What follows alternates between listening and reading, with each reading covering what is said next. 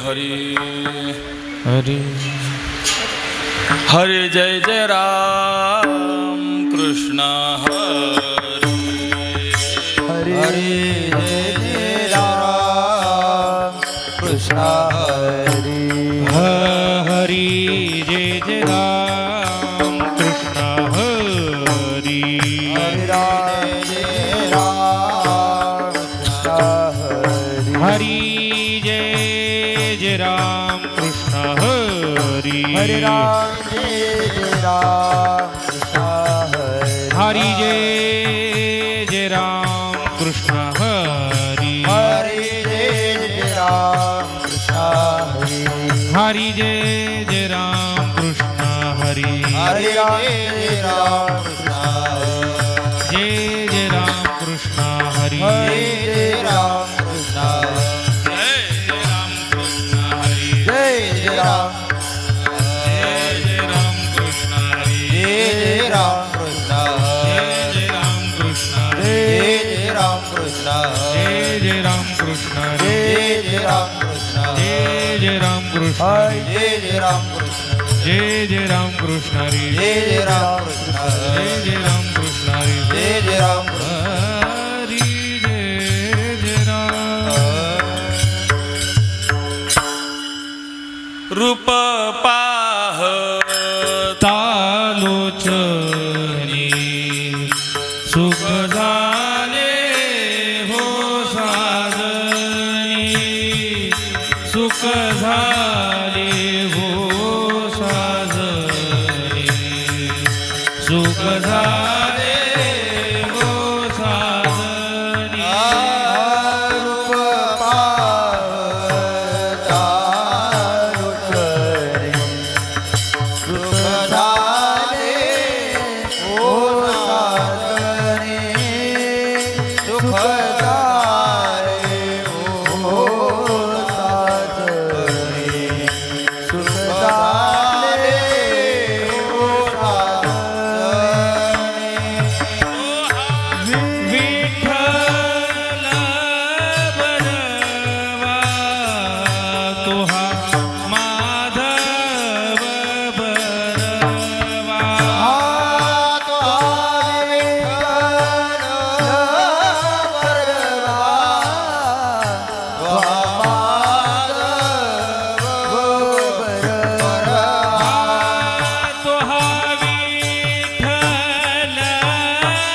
बरवा तुहा माधव बरवा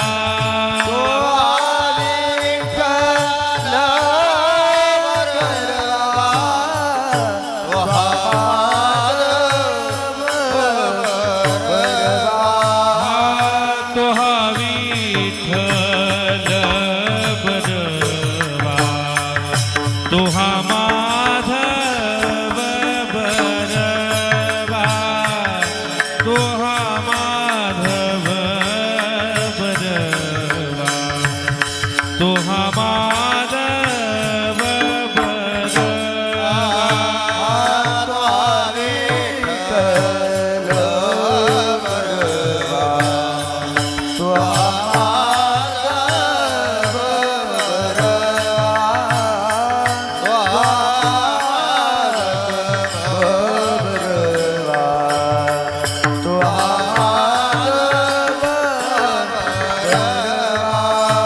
बहुत सुकृताची जोडी म्हणून विठ्ठली आवडी म्हणून विठ्ठली आवडी म्हणून विठ्ठली आवडी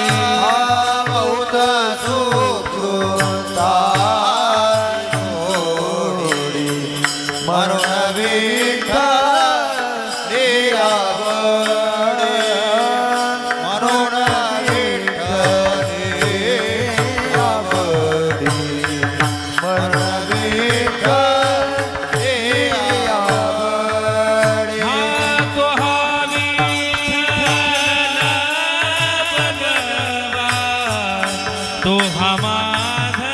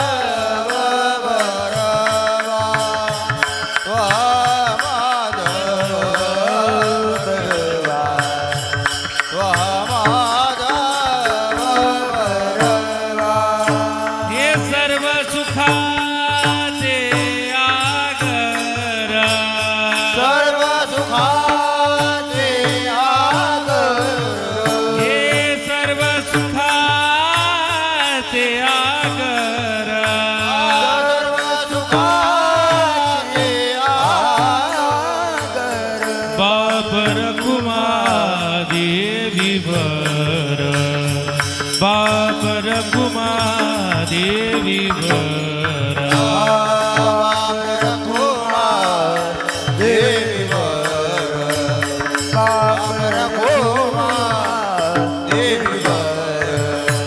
हा तो हा विठ्ठल बरवा हरे राम विठ्ठल बरवा तो हा विठ्ठल बरवा तो हा विठ्ठल बरवा तो हा माधव बरवा हा तो हा माधव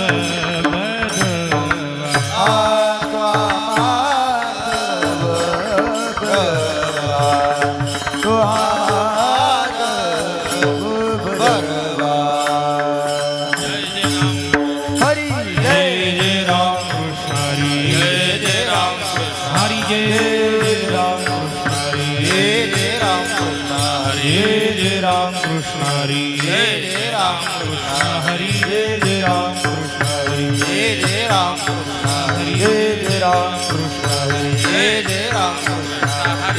राम जय राम कृष्ण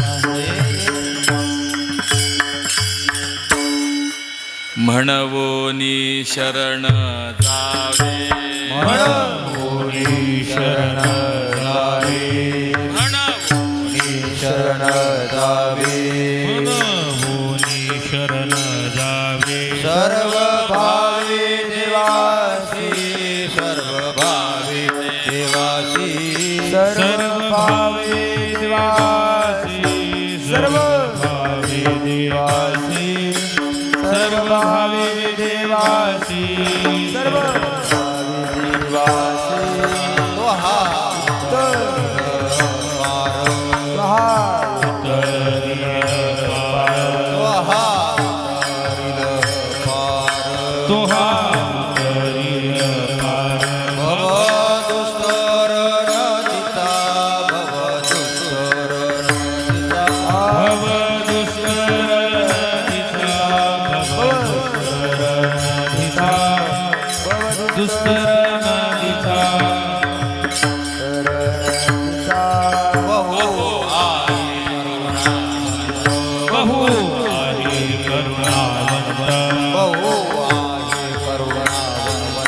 बहु आहे करुणा अनंत हे नाम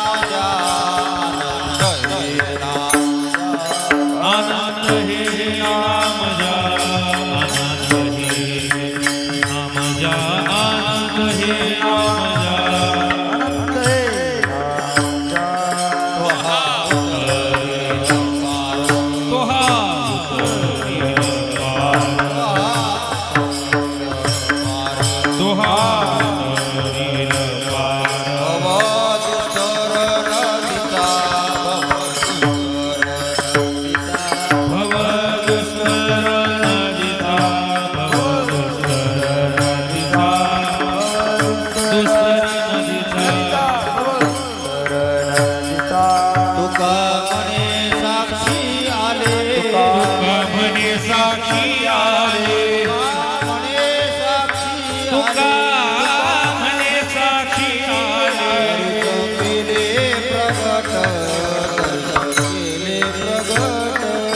तरीच केले प्रगट तरीच केले प्रगट केले प्रगट तरीच केले प्रगट तुका म्हणे साक्षी आले तुका म्हणे साक्षी आले म्हणे साक्षी आले तुका म्हणे साक्षी आले केले प्रगट केले प्रगट तरीच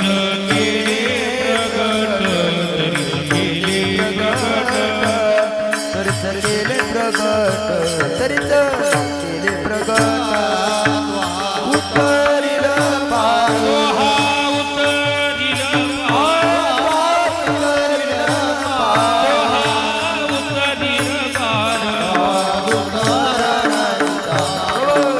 पार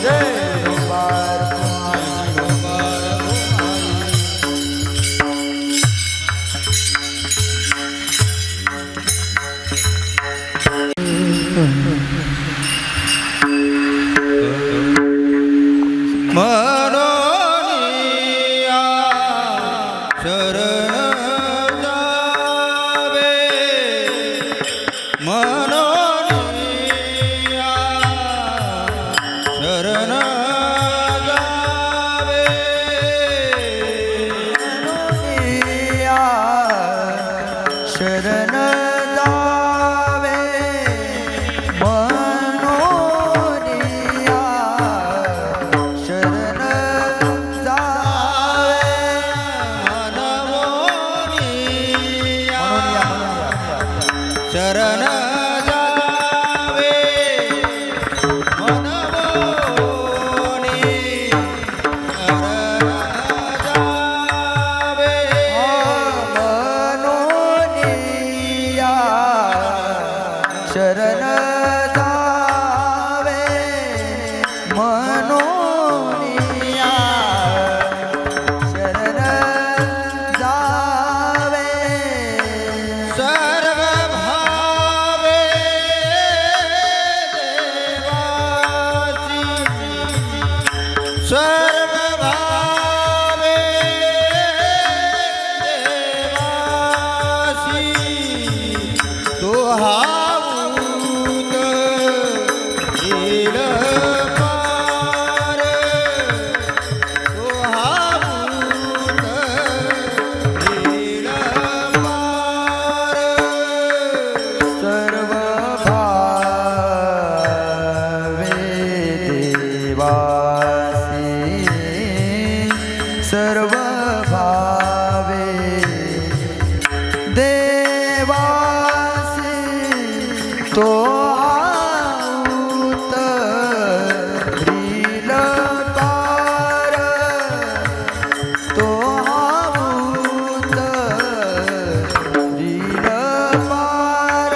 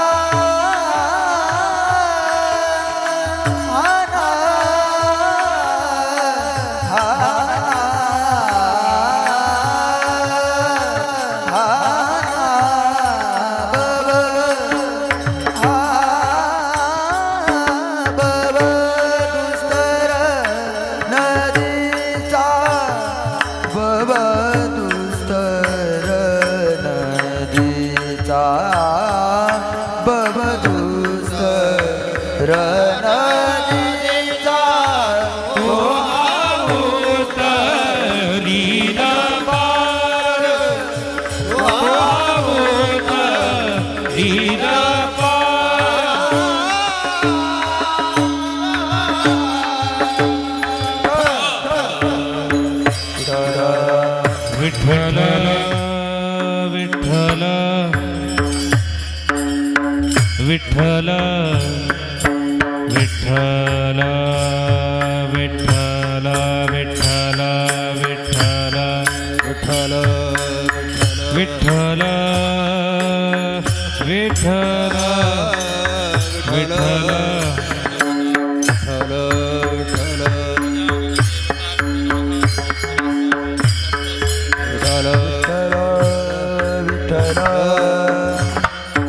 विठ्ठल विठ्ठल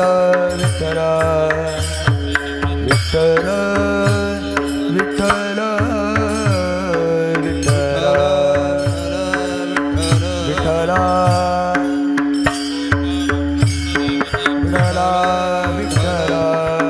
विठ्ठल विठ्ठल विठ्ठल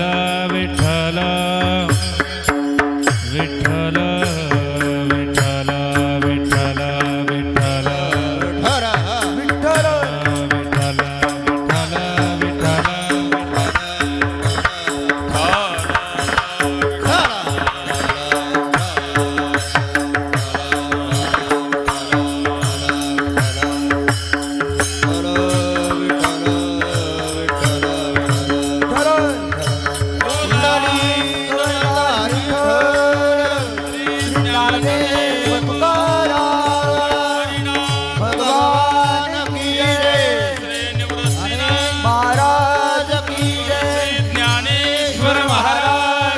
जगद्गुरु तुकाराम महाराज सियावर रामचंद्र भगवान पवन सुत हनुमान की उमापति महादेव सद्गुरु जनार्दन स्वामी महाराज की विठ्ठल विठ्ठल विठ्ठल विठ्ठल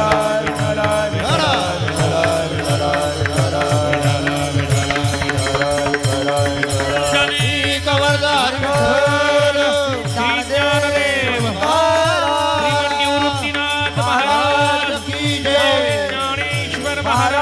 जगद्गुरु तुकाराम महाराज की जय।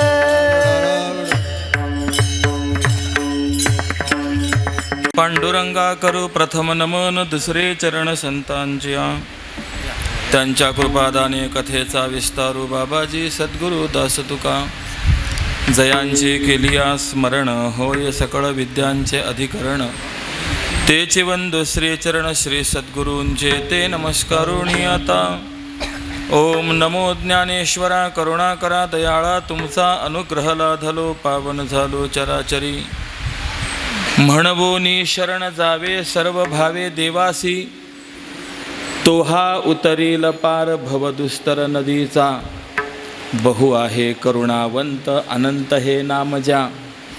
तुका म्हणे साक्षी आले तरी केले प्रगट, तोहा उतरील पार भवदुस्तर नदीचा. अकारण करुणावरून आले भगवंताच्या असीम कृपेने, समस्त संत मांदियाळेच्या कृपाशीर्वादाने, पुरुषोत्तम मासाच्या निमित्ताने, मर्यादा पुरुषोत्तम प्रभू रामचंद्रांच्या चरणस्पर्शाने वास्तव्याने परम पुनीत असलेल्या आपल्या या प्रांतामध्ये प्रातस्मरणीय परमपूज्य गुरुवर्य श्री तात्यांच्या मार्गदर्शनाने एक महिनाभर भगवंताचं चिंतन करण्याचा हा सोहळा या ठिकाणी संपन्न होतो आहे. आणि अशा या परमपवित्र परंपरेमध्ये आजच्या दिवसाची ही कीर्तनरूपी सेवा माझ्या वाट्याला आलेली आहे. सेवेकरता घेतलेला अभंग जगद्गुरू जगद्वंदनीय भक्तीचे कळस विरक्त शिरोमणी देहुनिवासी तुकोबाराई यांचा असून महाराजांनी या अभंगाच्या माध्यमातून यावन मनुष्य मात्राला स्वतःचं जीवन कृतार्थ करण्याकरता काही उपदेश केलेला आहे. आणि तो उपदेश करत असताना आपण आपल्या उद्धारासाठी भगवंताला शरण जावं हा महत्त्वाचा सिद्धांत सांगितलेला आहे. विठ्ठल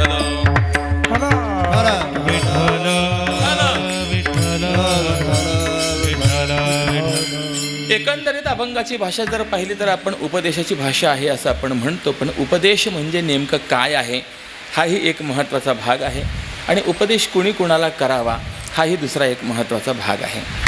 सामान्यतया जो संवाद होत असतो त्या संवादामध्ये उपदेश हे एक प्रकरण येत असतं. जे परस्परांमध्ये बोलणं चाललेलं असताना त्या बोलण्यामध्ये शास्त्रकारांनी 4 प्रकार सांगितलेले आहेत. आज्ञा, अनुज्ञा, अभ्यर्थना आणि उपदेश असे एकंदरीत 4 प्रकार आहे. परंतु ज्या अर्थी प्रकार 4 सांगितले त्या अर्थी प्रत्येकामध्ये काहीतरी भेद आहे. यामध्ये आज्ञा आणि उपदेश या दोन्हींचा जर आपण विचार केला तर काही साम्य आहे, काही वैलक्षण्य आपल्याला पाहायला मिळेल. आज्ञा तर अनुज्ञा तर पूर्णतः वेगळी आहे आणि अभ्यर्थना ही देखील पूर्णतः वेगळी आहे. मग आज्ञा आणि उपदेश याच्यामध्ये साम्य काय आहे तर त्याचा विचार करत असताना सांगितलेला आहे, सांगणारा मोठा असावा, ऐकणारा लहान असावा, मोठ्याने लहान्याला सांगावं हे ज्याच्यामध्ये घडत असतं त्यामध्ये आज्ञा आणि उपदेश या दोन्ही गोष्टींचा समावेश करता येतो. विठ्ठल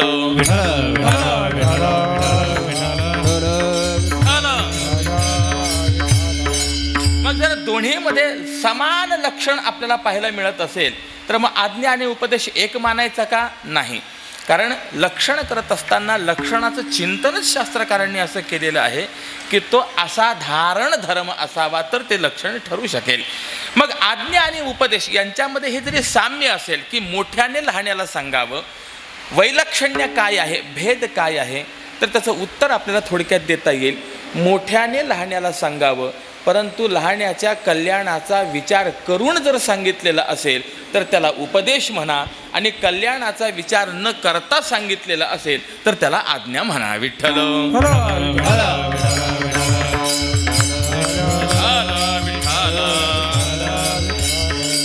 म्हणजे आज्ञा आणि उपदेश यांचं चिंतन या पद्धतीचं आहे.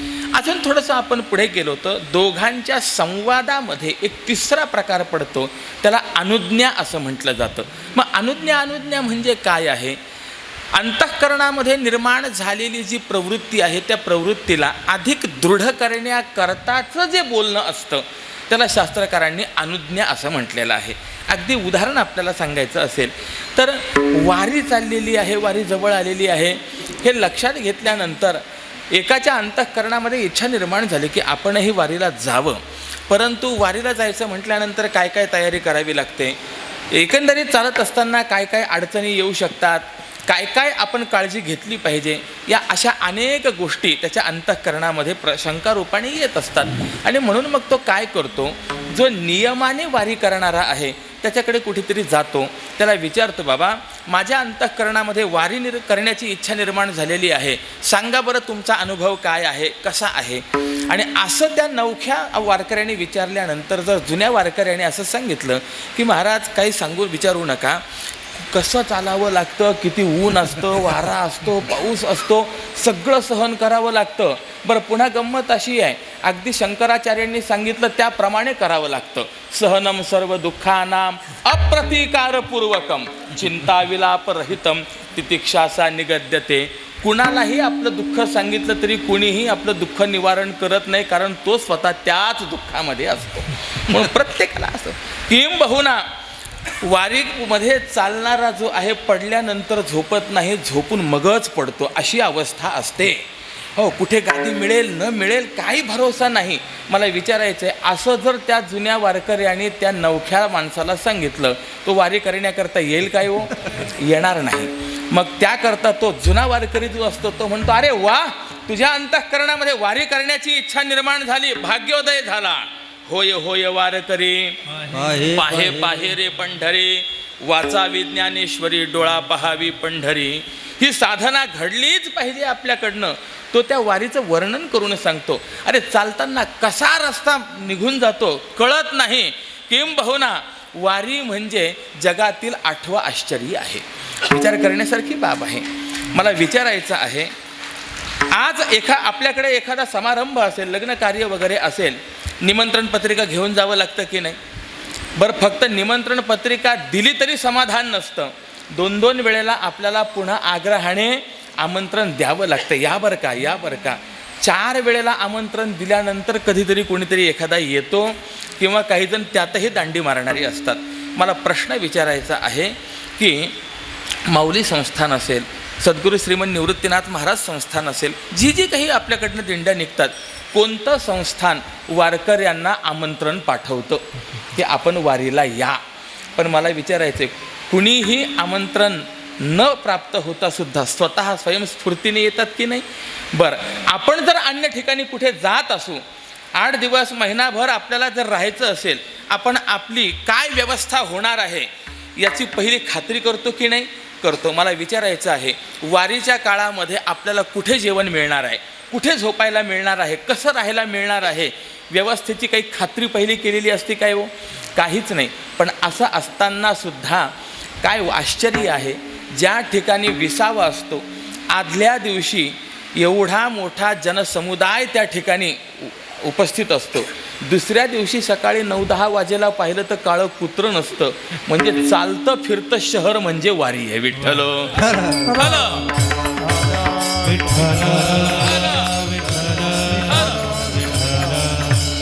जुना वारकरी सांगतो, अरे वारी म्हणजे काय तुला सांगू, हा सुख सोहळा स्वर्गी नाही. मला विचारायचं, असं ऐकल्यानंतर आता ज्याच्या अंतःकरणामध्ये वारी करण्याची इच्छा निर्माण झाली होती त्याची प्रवृत्ती कमी होईल का वाढेल? वाढेल. म्हणजे अंतःकरणामध्ये निर्माण झालेल्या प्रवृत्तीला अधिक दृढ करणारं जे वाक्य असतं, जे बोलणं असतं, त्याला शास्त्राने अनुज्ञा असं म्हटलेलं आहे. विठ्ठल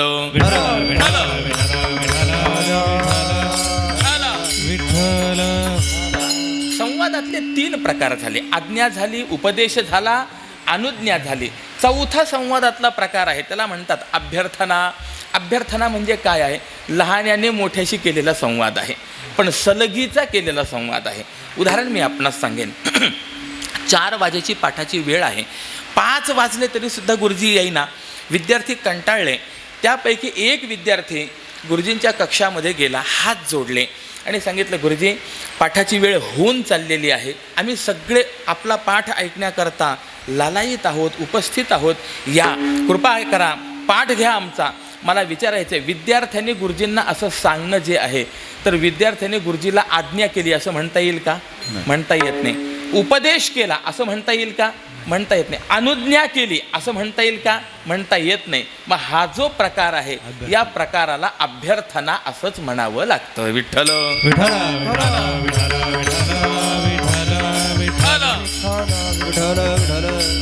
मग आता एकंदरीत संवादातले हे 4 प्रकार आपण पाहिले, आज्ञा, अनुज्ञा, अभ्यर्थना आणि उपदेश. पैकी आता मला प्रश्न विचारायचा आहे, तुकोबारायांनी या अभंगाच्या माध्यमातून तुम्हा आम्हाशी एक प्रकारे हा संवादच साधलेला आहे. पण हा जो संवाद आहे, मग या संवादाला आता आज्ञा म्हणता, अनुज्ञा म्हणता, अभ्यर्थना म्हणता की उपदेश म्हणता, काय म्हणता? याला आपल्याला उपदेशच म्हणावं लागेल. का उपदेश म्हणावं लागेल? त्याचं एकमेव कारण आहे, सांगणारे मोठे आहेत, ऐकणारे लहान आहेत आणि सांगणाऱ्याने ऐकणाऱ्याच्या कल्याणाचं सांगितलंय, म्हणून याला उपदेश असं म्हणायचं आहे. विठ्ठल विठ्ठल विठ्ठल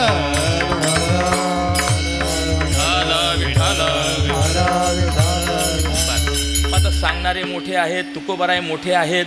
मोठे आहेत, होय मोठे आहेत.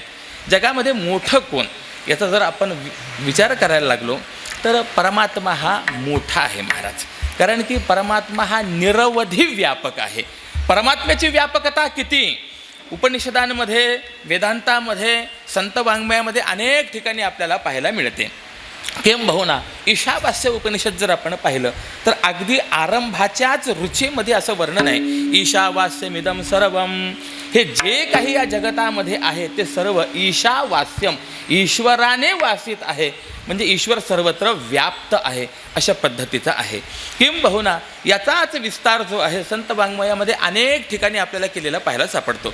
जगद्गुरू तुकोबारायांनी तर नाटाच्या अभंगामध्ये भगवंताची जेवढी व्यापकता अगदी तर्कशुद्ध प्रमाणाने व्यक्त केली, मला असं वाटतं शास्त्रवचनांमध्ये सुद्धा तेवढी सुंदर व्यापकता आपल्याला पाहायला मिळणार नाही. अगदी तुकोबारायांचं प्रमाण आहे, विठ्ठल विस्तार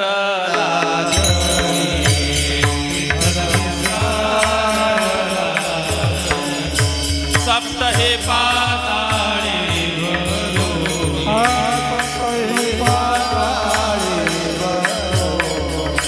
विठ्ठल व्यापते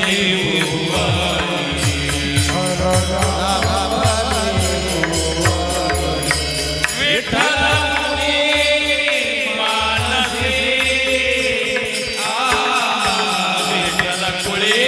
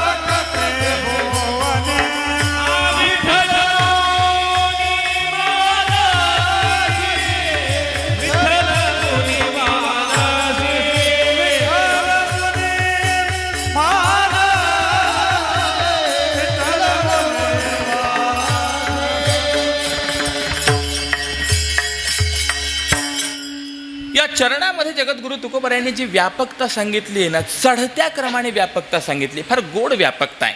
हा परमात्मा कुठे आहे याचा विचार केला. विठ्ठल विस्तारला जनी, अर्थात या मृत्यू लोकामध्ये तो परमात्मा अणुरेणूत कणाकणात सर्वत्र व्याप्त आहे. प्रश्न निर्माण झाला, अहो मृत्यू लोकामध्ये व्याप्त आहे, परंतु एकंदरीत ब्रह्मांडाचा जर विचार करायला लागलो तर 14 भुवन त्या ब्रह्मांडामध्ये आहेत. मग सप्त अधोलोक आहेत, त्याला सप्त पाताळ असं म्हणतात, आणि 7 ऊर्ध्व लोक आहेत, भू भुवः स्वहा महाजनः तपः सत्यम. मग हे जे काही अधोलोक आहेत, सप्त पाताळ आहेत, त्यामध्ये परमात्मा नाही काय? कारण की तुम्ही शब्द वापरलाय विठ्ठल विस्तारला जनी. मग तो जनलोकात तर आहेच आहे, या मृत्यूलोकात तर आहेच आहे, परंतु सप्त पाताळांमध्ये देखील आहे. म्हणून सप्तही पाताळे भरुणी. पण लगेच प्रश्न निर्माण झाला, सप्तही पाताळे याचा अर्थ उल्लेख केलाय, याचा अर्थ वरती, कारण की हे व्यतिरेकी शब्द आहेत ना, म्हणून वरचा उल्लेख केला. विठ्ठल व्यापक त्रिभुवनी, एवढी व्यापकता सांगितल्यानंतर त्रैलोक्यात परमात्मा व्याप्त आहे एवढं सांगितल्यानंतर अजून वेगळं काही सांगायची गरज आहे का हो मला? परंतु गंमत अशी आहे, पूर्वपक्षकारांनी सांगितलं, महाराज तुम्ही त्रैलोक्यात परमात्मा व्याप्त आहे असं सांगतात, यामध्ये परमात्म्याची व्यापकता सिद्ध होत नाही. का सिद्ध होत नाही? कारण जसा त्रैलोक्यामध्ये परमात्मा व्याप्त आहे तसं त्रैलोक्यामध्ये माया तत्वही व्याप्त आहे. विठ्ठल विठ्ठल विठ्ठल विठ्ठल कारण एकंदरीत जगताचा जर आपण विचार केला तर सर्व जगत हे निर्माण कुणी केलंय? मायेने केलेली आहे की नाही? फार गंमत आहे हो. याविषयी फार सुंदर विचार आहेत. काय गंमत आहे? जगत निर्माण कुणी केलं या संदर्भामध्ये सामान्यतया आपण जर पाहिलं तर आपल्याला अशी प्रमाणं पाहायला मिळतात की परमेश्वराने या जगताची निर्मिती केलेली आहे. उदाहरण मी तुम्हाला सांगतो.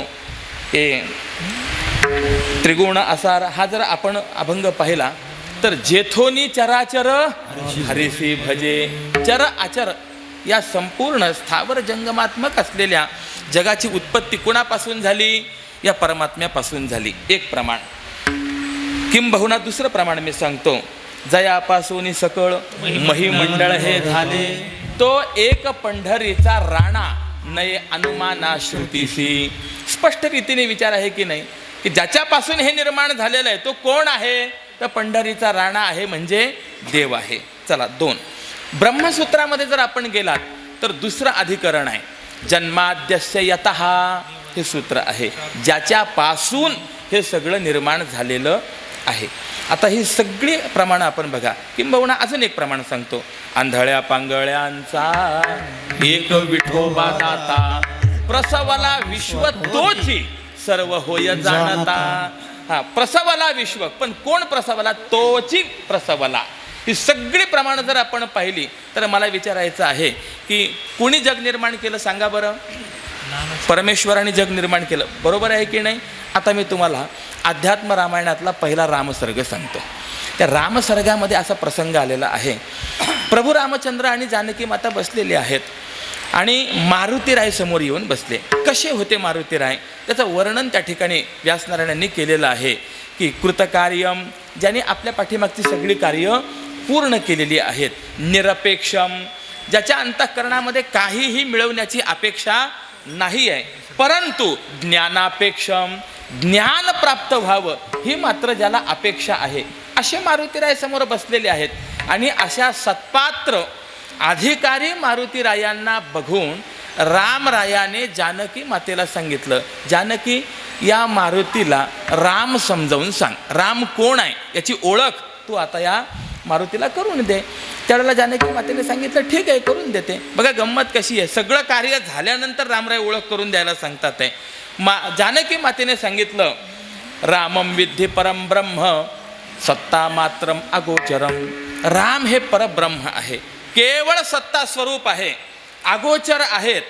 किंबहुना या रामाचं वैशिष्ट्य असं आहे, रामो न गच्छती न तिष्ठती न करोती किंचित. राम कुठे जात नाही, राम उभा राहत नाही, राम बसत नाही, राम बोलत नाही, किंबहुना राम काहीच करत नाही. ज्या वेळेला मारुतीरायाने हे ऐकलं, अरे राम काहीच करत नाही. होय, कारण राम ब्रह्म असल्यामुळे ब्रह्माचं लक्षण आहे ते निष्क्रिय असतं, ते शांत असतं. आणि राम ब्रह्म आहेत, ते निष्क्रिय आहेत. मारुतीरायाने प्रश्न विचारला, आईसाहेब जर राम निष्क्रिय आहेत, शांत आहेत, तर हे सर्व जे काही केलं आहे हे कुणी केलं आहे?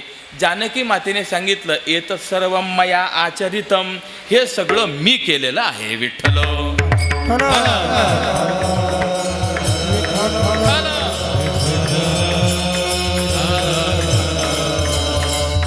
जग निर्माण केलं, जगाचं परिपालन करणं, जगाचं संहार करणं, हे सगळं कार्य करणारं कोण आहे? मी करणारी आहे म्हणाली. मग आता मला प्रश्न विचारायचा आहे, जर व्यास नारायण जानकी मातेच्या मुखातनं हे सर्व मी केलं आहे असं आपल्याला सांगतात, आणि इकडे दुसऱ्या बाजूला आपण प्रमाण पाहतो की हे सर्व देवाने केलं आहे, आता मला प्रश्न विचारायचा आहे, खरंच हे सर्व देवाने केलं की देवीने केलं एवढं सांगा. कारण की दोन्ही प्रमाण मान्य प्रमाण आपल्याला पाहायला मिळतात. बरं, ब्रह्माचं लक्षण करत असताना निळोबारायांनी देखील असंच वर्णन केलेलं आहे, काही करी ना करवी हा असोनी जीवी जीवहीन. फार गंमत आहे. तो परमात्मा स्वतः काही करतही नाही आणि दुसऱ्याकडनं काही करवून घेतही नाही. काही करीना करवी हा असोनी जीवी जीवहीन. बरं करत नाही. एकीकडे तुम्ही म्हणतात काही करत नाही, दुसरीकडे प्रमाण देतात. मुकं करोति वाचालम पंगुं लंघयते गिरिं यत्कृपातमहं वंदे परमानंद माधवम. आता मला विचारायचं आहे, तो परमात्मा हे करतो असं जर तुम्ही म्हणत असाल तर करतो हे करवितो हे मान्य करावं लागेल की नाही? बरं काय करतो हे सुद्धा गंमत आहे बरं का. मुकं करोति वाचालम, सरळ सरळ अर्थ काय आहे? जो मुका आहे त्या मुक्याला वाचाळ करतो. मुकम करोति वाचालम. मग आता मला प्रश्न आहे, मुका असणं हा गुण आहे का दोष आहे? मुका असणं हा दोष आहे. बरं ठीक आहे, बडबड्या असणं हा गुण आहे का दोष आहे? वाचाळपणा असणं हा जर गुण मानायचा असेल तर माऊली म्हणतात अनंत वाचाळ बरळती बरळ त्या कैसेनी गोपाळ पावे हरी. म्हणजे मुका असणं हा दोष आहे, तसा बडबड्या असणं हा सुद्धा दोषच आहे. मग परमात्मा काय करतो? मुकम करोति वाचालम. जो मुका आहे त्याला बडबड्या करतो. म्हणजे परमात्म्याची कृपा एक दोष घालवते आणि दुसरा दोष निर्माण करते. मरे बोलावी उंदरे परी विश्वभरे बोलवितो परी विश्वभरे बोलवितो. मरे बोलावी उंदरे परी विश्वभरे बोलवितो परी विश्वभरे बोलवितो.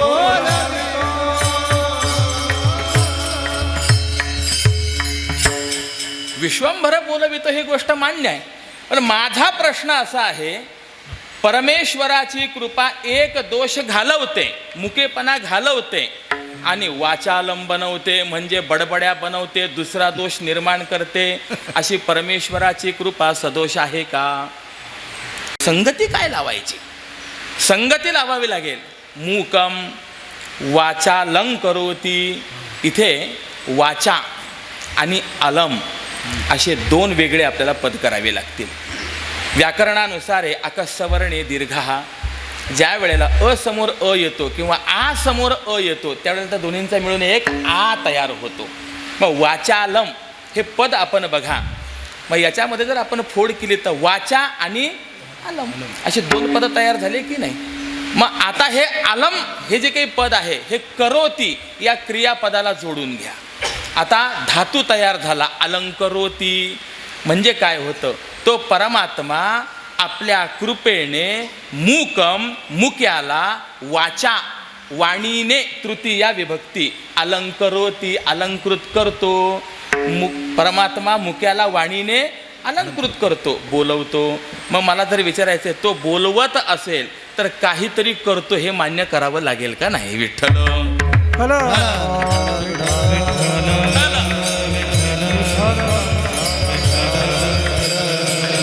इकडे म्हणतात तो काहीच करत नाही. कशी संगती लावायची? त्या जानकी मातेने सांगितलं, मारुतीराया तिची गंमत अशी आहे, क्रिया करणारी सगळी मी आहे पण सत्ता मात्र रामरायाची आहे. आणि त्यामुळे काय होतं, मी जरी क्रिया केली तरी आरोप मात्र रामावर जातो. म्हणून राम करतात असं वाटत असतं म्हणे.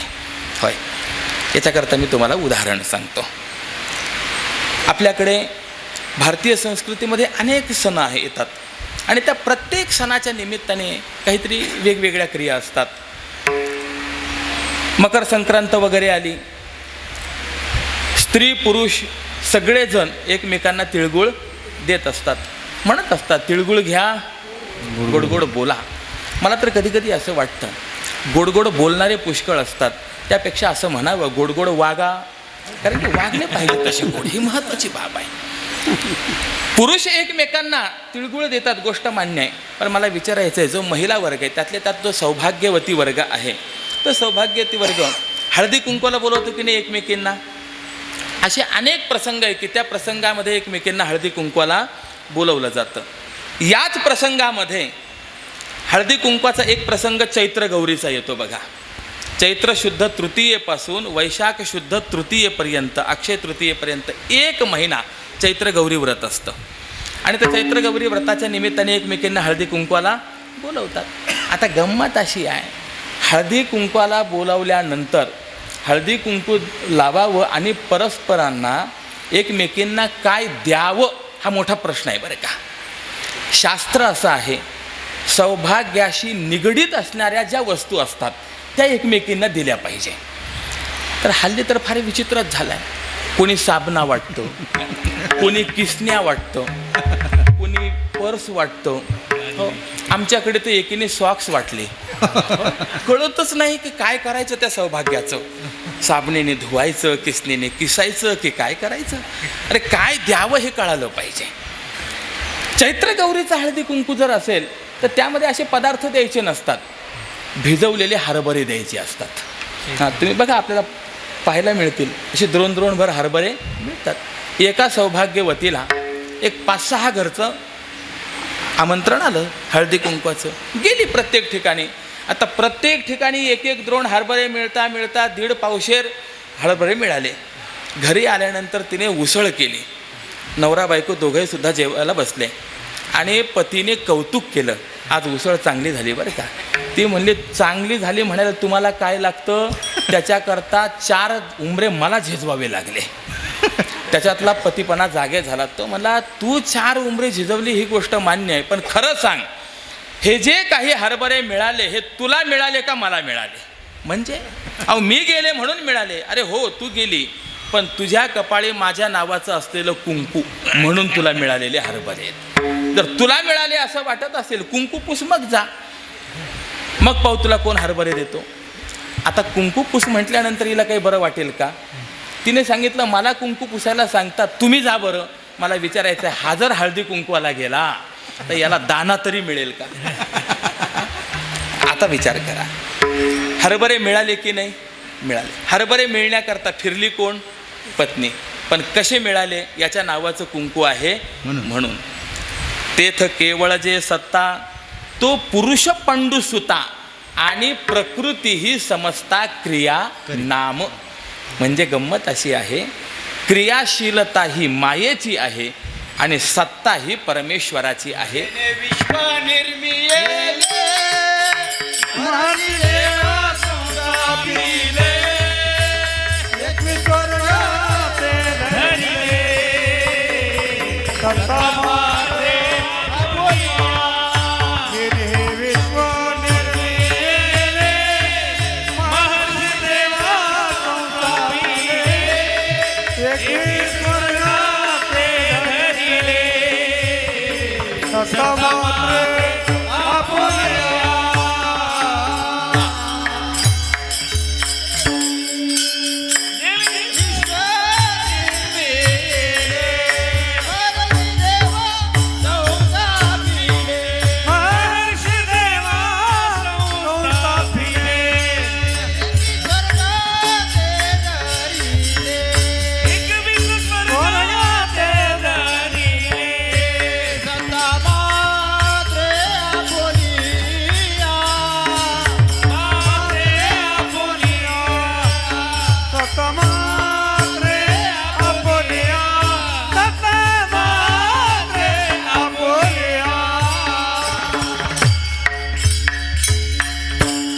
जेणे हे विश्वनिर्मिले महर्षी देवा संस्थापिले वगैरे सगळं महत्वाचं आहे, पण महत्वाचा शब्द माझ्या करताय सत्ता मात्रे आपुलिया, आपल्या सत्तेने.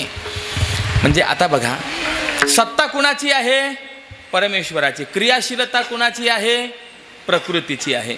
मग जर प्रकृतीने क्रियेने या सगळ्या जगाची निर्मिती केली असेल तर वेदांताचा नियम आहे कार्य आणि कारण हे भिन्न नसतं. कार्य हे कारण रूपच असतं. मग संपूर्ण त्रैलोक्य प्रकृती रूप झालं की नाही. मग जर सर्व त्रैलोक्य प्रकृती रूप झालं तर हा परमात्मा विठ्ठल व्यापक त्रिभुवनी, तुम्ही सांगितलं त्याप्रमाणे प्रकृती पण त्रिभुवनी व्यापक झाली का नाही. मग काय त्या परमेश्वराची व्यापकता आहे. तुकोबरायाने सांगितलं, म्हणूनच पुढचं सांगतो, विठ्ठल मुनी मानसी. हे मुनी मानस मात्र असं आहे की तिथे देव आहे पण माया नाही, म्हणून मायेपेक्षाही परमात्मा अधिक व्यापक आहे. विठ्ठल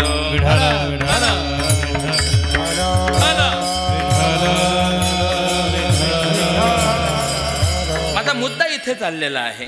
मग परमात्मा सर्वात व्यापक आहे, सर्वांपेक्षा अधिक मोठा आहे, म्हणून परमात्मा मोठा आहे की नाही आहे. परमात्मा मोठा आहे. पण मला विचारायचं आहे की खरोखर उपदेश करण्याकरता जगामध्ये फक्त परमात्माच मोठा आहे काय? नाही म्हटलं, परमात्म्यापेक्षा सुद्धा मोठं कोणीतरी आहे. खरंच आहे, होय. या संबंधामध्ये देवर्षी नारद आणि भगवान यांच्यातला गोड संवाद सांगितलेला आहे. एकदा देवर्षी नारद सहज आपल्या वैकुंठामध्ये गेले आणि भगवंताशी वार्तालाप झाल्यानंतर नारदांना जाणवलं की परमात्मा सध्या निवांत आहे. आणि म्हणून नारदांनी परमात्म्याला सांगितलं, देवा मला तुम्हाला काही प्रश्न विचारायचा आहे. विचारू काय? त्यावेळेला भगवंतांनी सांगितलं, अहो नारदा, तुमच्यासारख्या भक्तांनी मला कुठेही प्रश्न विचारला तरी उत्तर देतो. अर्जुनासारख्या भक्ताने मला रणांगणावरती प्रश्न विचारला, त्या ठिकाणी मी उत्तर दिलं. वास्तविक पाहता भगवंताने त्या ठिकाणी असे विधान करायला काही हरकत नव्हती. अर्जुना, मी देव आहे ना, मी सांगतो म्हणून तू युद्ध कर, पुढे नंतर तुझे जे प्रश्न असतील त्या सगळ्या प्रश्नांचे मी तुला निवांत उत्तर देईल. हे स्थान प्रश्न विचारण्याचं उत्तर देण्याचं नाही. अहंत्वा सर्व पापेभ्यो मोक्षयिष्यामि मा शुचः. परंतु परमात्म्याने मात्र तसा विचार केला नाही. तुझ्या अंतःकरणात शंका निर्माण झाली आहे ना, हरकत नाही, मी तुला उत्तर द्यायला तयार आहे. विचार करा, भगवंताने गीतेचा उपदेश केव्हा केलेला आहे? पहिला अध्याय जर आपण पाहिला, प्रवृत्ते शस्त्र संपाते धनुरुद्यम्य पांडवः. दोन्ही बाजूनी शंखनाद झालेला आहे, 2-4 बाणं इकडे तिकडे सुटलेले आहेत. आणि अशा परिस्थितीमध्ये भगवंताने अर्जुनाला गीतेचा उपदेश केला आहे. भगवान म्हणाले, त्या विषम परिस्थितीमध्ये जर मी भक्ताला उत्तर देऊ शकत असेल तर आता निवांत आहे, अशा स्थितीमध्ये मी उत्तर देणार नाही का? विचार काय विचारायचा आहे? नारदांनी सांगितलं, देवा अर्जुनाचा तरी प्रश्न गहन होता, माझा तसा ग्रहण प्रश्न नाही. अरे काय विचारायचं सांग ना. काही नाही, मला फक्त एवढंच विचारायचं आहे, देवा जगात सर्व मोठं कोण आहे, सर्वात मोठं कोण आहे? हा प्रश्न ऐकल्याने भगवंताने सांगितलं, नारदा तुमच्यासारखे संतच जगामध्ये सर्वात मोठे आहेत. हे ऐकलं नारदाने सांगितलं, देवा मला वाटलंच होतं, मी समोर आहे म्हणून तुम्ही मलाच मोठं करणार. भगवंताने सांगितलं, असं नाही नारदा, मी जे बोललोय ते खरं बोललेलो आहे, योग्य बोललेलो आहे. नारद म्हणाले, पटत नाही ना मला. भगवंताने विचारलं, का पटत नाही? नारदांनी सांगितलं, असं कसं होऊ शकेल, आम्ही सर्वात मोठे कसे होऊ शकू? भगवंताने सांगितलं, मग नारदा एक काम करा, तुमच्या दृष्टिकोनातून मोठं कोण आहे ते तुम्ही मला सांगा आणि संत जगामध्ये सर्वात मोठे कसे आहेत ते मी तुम्हाला पटवून देतो. नारद म्हणाले, ठीक आहे, आता कोण मोठं आहे? नारदांनी विचार केला की सर्व जीवांना आधार कुणाचा आहे? या पृथ्वीचा आहे. म्हणून नारदांनी सांगितलं की पृथ्वी माझ्या दृष्टिकोनातून व्यापक आहे, मोठी आहे. भगवान म्हणाले, अगदी विचार करून उत्तर दिलंय? नारदांनी सांगितलं, होय, विचारपूर्वक उत्तर दिलं. पृथ्वी तावदियम अतीत विस्तृत मती. भगवान म्हणाले, गोष्ट खरी आहे, परंतु या पृथ्वीला या समुद्राने वेढा दिलेला आहे की नाही? म्हणून रोज आपण पहाटे उठल्यानंतर, सकाळी म्हणत नाही, पहाटे म्हणतो आहे, जाणीवपूर्वक बोलतो आहे, होय. आणि अंथरुणाच्या खाली पाय ठेवण्याच्या अगोदर आपण रोज पृथ्वी मातेला हात लावून नमस्कार करतो, प्रार्थना करतो. म्हणजे तुम्ही सगळे करतात असं गृहीत धरून मी सांगतोय, एवढं लक्षात ठेवा. विठ्ठल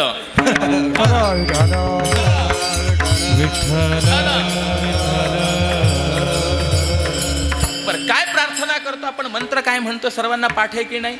समुद्र वसने देवी पर्वतस्तन मंडिते विष्णुपत्नी नमस्तुभ्यं पादस्पर्शं क्षमस्व मे. याला पहिलं विशेषण दिले, समुद्र वसने. समुद्र हे जिचं वस्त्र आहे. आता मला विचारायचं आहे, जर समुद्र पृथ्वीचं वस्त्र असेल तर त्या वस्त्रामध्ये गुंडाळली जाणारी पृथ्वी व्यापक आहे का पृथ्वीला गुंडाळणारं वस्त्र व्यापक आहे? सांगा बरं. हां, आपण शरीरावरती हा सदरा घातलाय की नाही, तर शरीर व्यापक आहे का सदरा व्यापक आहे? बरं, जाऊ द्या ना. आपण रोज पारायण करण्याकरता ग्रंथ घेतो, त्या ग्रंथाला आपण वस्त्र गुंडाळतो. मी मूल्यमापनाचा विचार करत नाही, मी त्याच्या एकंदरीत आकारमानाचा विचार आपणास विचारतो आहे. मला विचारायचं आहे, आपण ग्रंथ ज्या वस्त्रामध्ये गुंडाळतो, आकारमानाच्या दृष्टिकोनातून तो ग्रंथ मोठा आहे का वस्त्र मोठं आहे? वस्त्र मोठं आहे. म्हणजे जे गुंडाळलं जातं ते छोटं असतं.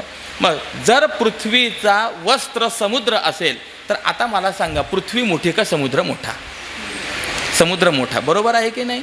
नारद म्हणाले चुकलं देवा माझं, तुम्ही म्हणतात तेच बरोबर आहे, समुद्र मोठा.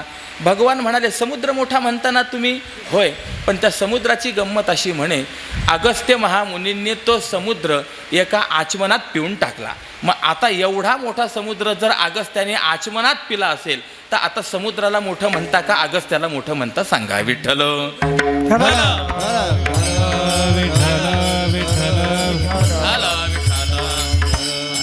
बरं आचमनात पिला बरं का. आचमन म्हणजे काय हा सुद्धा मोठा प्रश्न आहे. याच्यामध्ये चम धातू आहे आणि चम धातूचा अर्थ चाखणे असा आहे. ते आचमन करत असताना असं पळीपळी पाणी घेऊन ते प्यायचं नसतं, ते पाणी चाखायचं असतं.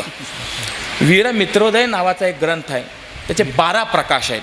त्यामध्ये आह्निक प्रकाश नावाचा एक भाग आहे. त्याच्यामध्ये तीर्थग्रहण आणि आचमन या दोन्हीची समानता सांगितलेली आहे. काय समानता आहे त्यामध्ये असं वर्णन केलेलं आहे.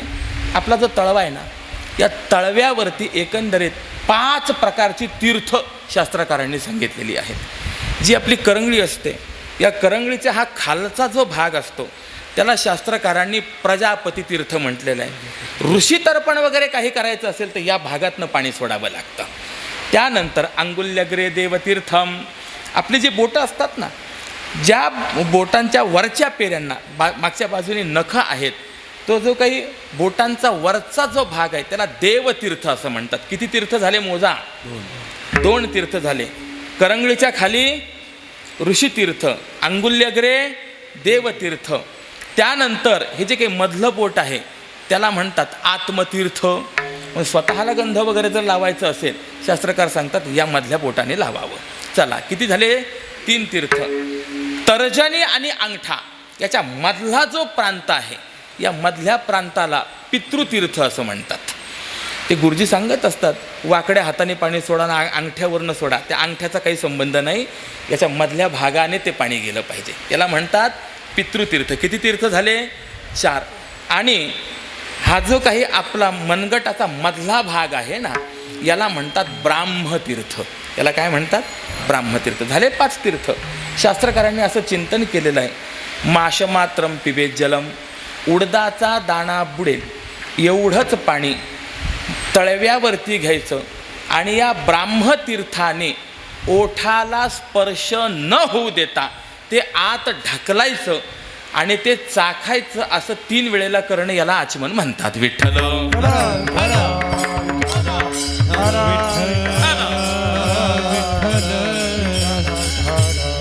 तीर्थ घ्यायचं असताना तीर्थ हे असंच घ्यावं हे स्पष्ट उल्लेख आहे. पण गंमत अशी असते महाराज, जिथे आम्ही तीर्थप्रसादाला जातो तीर्थ वाटणारं असतं ते पंचामृताचं तीर्थ असतं, घट्ट असतं, ते काही असं उडदाच्या दाणा एवढं पडतच नाही. बरं ते पळीभरच टाकावं लागतं. पळीभर टाकल्यानंतर ते जरी ढकलण्याचा प्रयत्न केला तरी ढकललं काही ते जात नाही. मनुष्य काय करतो? हात चाटून घ्या. बरं तेवढं झालं. आता हात उष्टा झाला ही तर गोष्ट मान्य आहे की नाही? मला विचारायचा आहे प्रश्न, उष्ट्या हाताने प्रसाद घ्यावा का? गंमत अशी, हात ओला झालाय उष्टा झालाय, द्या प्रसाद. किती गंमत आहे. आचमन फक्त मला सांगायचं होतं, फार सूक्ष्म बाजू आहे. अगस्त्यांनी असं काही ओंजळीत घेतला आणि पिला असं नाही, एका आचमनात तो समुद्र पिला. मग मला विचारायचं, एवढा मोठा समुद्र अगस्त्यांनी एका आचमनात पिला, आता समुद्राला मोठं म्हणता का अगस्त्यांना? अगस्त्यांना. बरोबर. नारद म्हणाले बरोबर, चुकलं माझं, अगस्ती महाराज मोठे. भगवंताने प्रश्न विचारला, रे अरे असा अगस्ती या आकाशमंडलामध्ये फक्त एका ताऱ्याच्या रूपाने दिसतो. मग आता जर एवढा मोठा अगस्त्य जर आकाशमंडलात फक्त ताऱ्याच्या रूपाने दिसत असेल तर आता अगस्ती मोठे का आकाश मोठं? कोण मोठं झालं?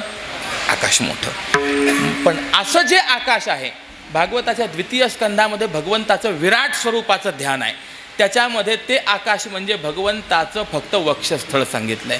मग जर परमात्मा याच्यापेक्षाही व्यापक असेल तर आता आकाश मोठं का देव मोठा? नारद म्हणाले, देवा बास बास बास, मला एवढाच सांगायचं होतं की सगळ्यात मोठे तुम्हीच आहात, आकाशापेक्षा तुम्ही मोठे आहात. मला विचारायचं आहे, असं कधी कुणाला जाणवलं आहे का की मी एका दिशेला चालत गेलो आणि त्या ठिकाणी पोहोचलो जिथे आकाश जमिनीला टेकलंय? असा कधी अनुभव आहे नाही. किती आकाश व्यापक आहे, कुणालाही त्याचा थांग पत्ता नाही. आणि त्याच्यापेक्षाही देवा तुम्ही व्यापक आहात. मला हेच म्हणायचं होतं की तुम्ही मोठे आहात. भगवंताने सांगितलं, नारदा अजून माझं प्रवचन संपलं नाही. म्हणजे अरे एवढा मोठा असलेला मी, परंतु तो जर मी तुमच्या भक्तांच्या हृदयात राहत असेल, एवढा प्रभू भावे,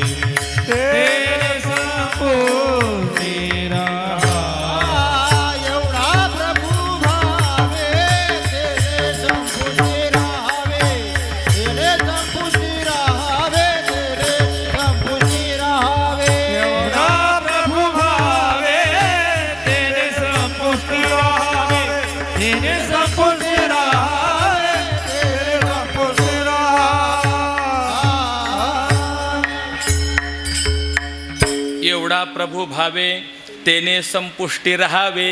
एवढा मोठा व्यापक असलेला परमात्मा, परंतु तो परमात्मा जर भक्तांच्या हृदयात निवास करत असेल, तर आता मला प्रश्न विचारायचा आहे, जगात सर्वात मोठं कोण झालं?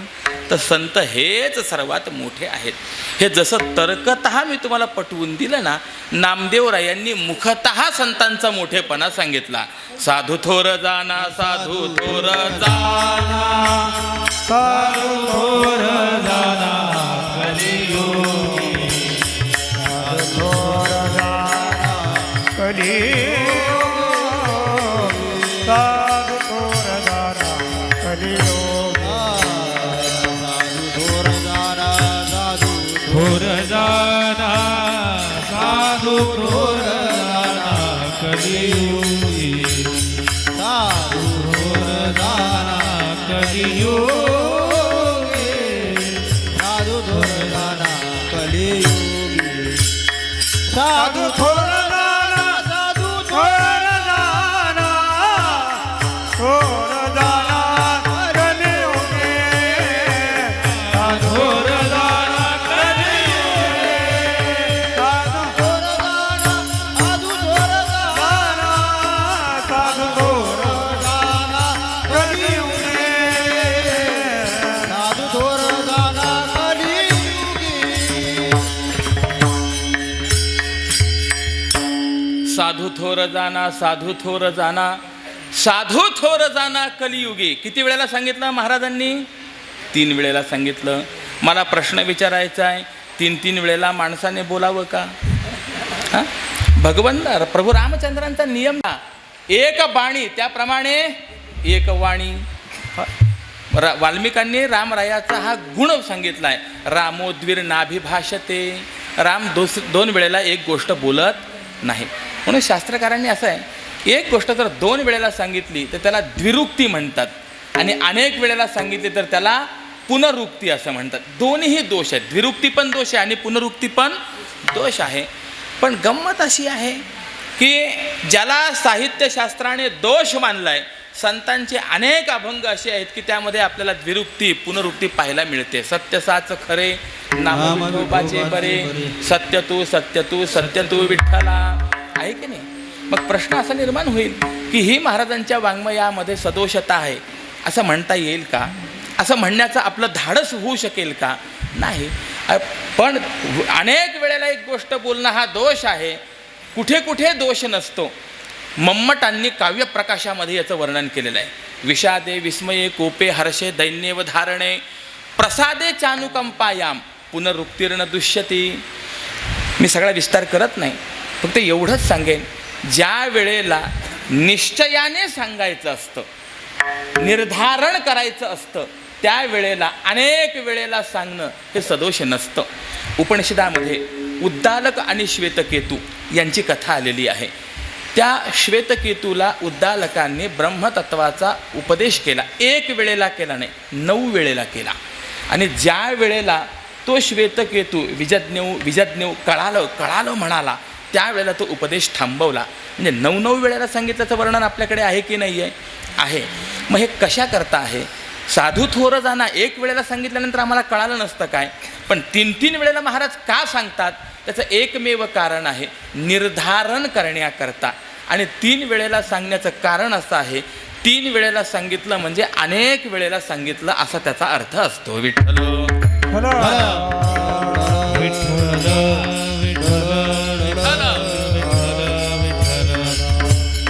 संस्कृत भाषा जर आपण पाहिली तर संस्कृत भाषेमध्ये आपल्याला एकंदरीत 3 वचन पाहायला मिळतात. एकवचन, द्विवचन आणि बहुवचन.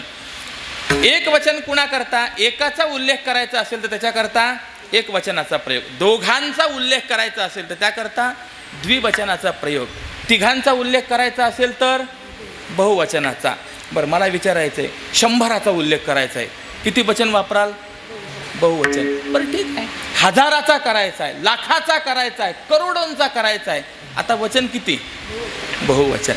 मला विचारायचं आहे, हे बहुवचन संपेल केव्हा? हा मोठा प्रश्न आहे. त्या यज्ञ प्रकरणामध्ये असं आहे की कपिन जलान आलं भेतो, म्हणजे कपिन जलांना ते पारवे जे असतात ते सोडायचे आणि नंतर पुढचं कार्य करायचं. आता इथे कपिन जलान असं म्हटलेलं आहे, ही आहे बहुवचन, द्वितीय आणि बहुवचन आहे. प्रश्न असा निर्माण झाला तिथे, किती पारवे सोडले म्हणजे बहुवचन पूर्ण होईल? कोटी सोडले तरी सुद्धा बहुवचन पूर्ण होणार नाही, मग सोडायचे किती? हा मोठा प्रश्न झाला. मग शास्त्रकाराने त्याचं उत्तर दिलं, बहुवचनानां त्रित्वे पर्यवसानम. 3 वेळेला 3 पारवे सोडले की बहुवचन पूर्ण झालं असं गृहीत धरायचं. म्हणून बघा, ज्या वेळेला लिलाव केला जातो, तो लिलाव करत असताना सुद्धा पुकारा किती वेळेला केला जातो?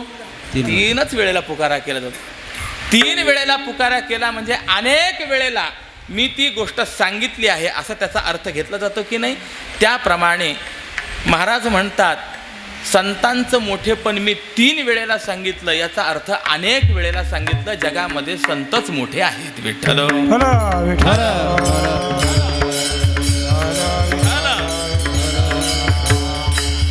म्हणून साधू थोर जाना, साधू थोर जाना, साधू थोर जाना कलियुगी.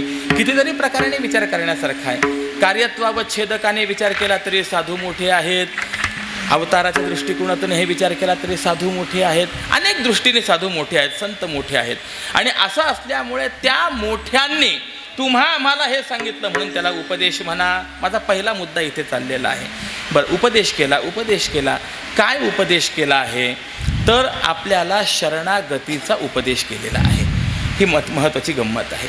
शरणागतीचा उपदेश आपल्याला शास्त्रकारांनीही केला, पुराणांनीही केला, वेदानेही केला आणि संतांनीही केलेला आहे. वेदाने उपदेश केला, होय वेदाने उपदेश केला. वेद अनंत बोलिला, अर्थ इतुकाची साधिला, निजनिष्ठा नाम गावे, विठोबासी शरण जावे. तुकोबराय सांगतात, अरे बाबा वेद किती? अनंतावै वेदा, हा अनंत वेद आहेत आणि अनंत वेद अनंत बोलला. इथे जे ना वेद अनंत बोलिला, तर हे अनंत पद दोन्ही बाजूला लावायचं. वाक्य आहे अनंतावै वेदा, हा म्हणून अर्थ त्याचा असा करायचा, अनंत वेद अनंत बोलिला पण अर्थ इतुकाची साधिला. काय तर विठोबासी शरण जावे. वेदाचं मनोगत आम्हाला कळालं. आपण पुराणांमध्ये गेलो तर पुराणांनी सुद्धा आपल्याला तेच सांगितलेलं आहे की बाबा मला शरण या. स्मृतीमध्ये जर आपण गेलो तर भगवान स्वतः सांगतात, तमेव शरणं गच्छ सर्वभावेन भारत, तत्प्रसादात पराम शांतीं स्थानं प्राप्स्यसि शाश्वतम. म्हणजे अनेकांनी आपल्याला सांगितलंय. म्हणून तुकोबाराय सुद्धा आपल्याला सांगतात की बाबा शरण जा. पण प्रश्न असा निर्माण होतो, शरण जायचं ते कुणाला जायचं आणि कसं जायचं, त्याची प्रक्रिया अभंगाच्या. म्हणवोनी शरण जावे, मनवोनी शरण जावे, मनवोनी शरण जावे, मनवोनी शरण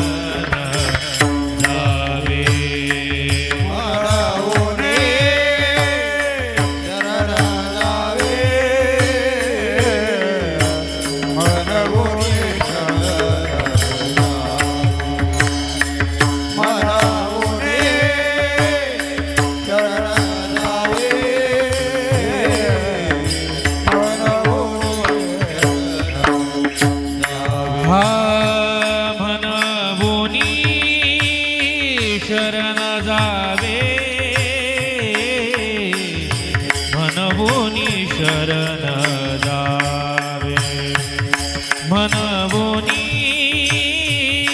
शरण जावे म्हणवोनी शरण जावे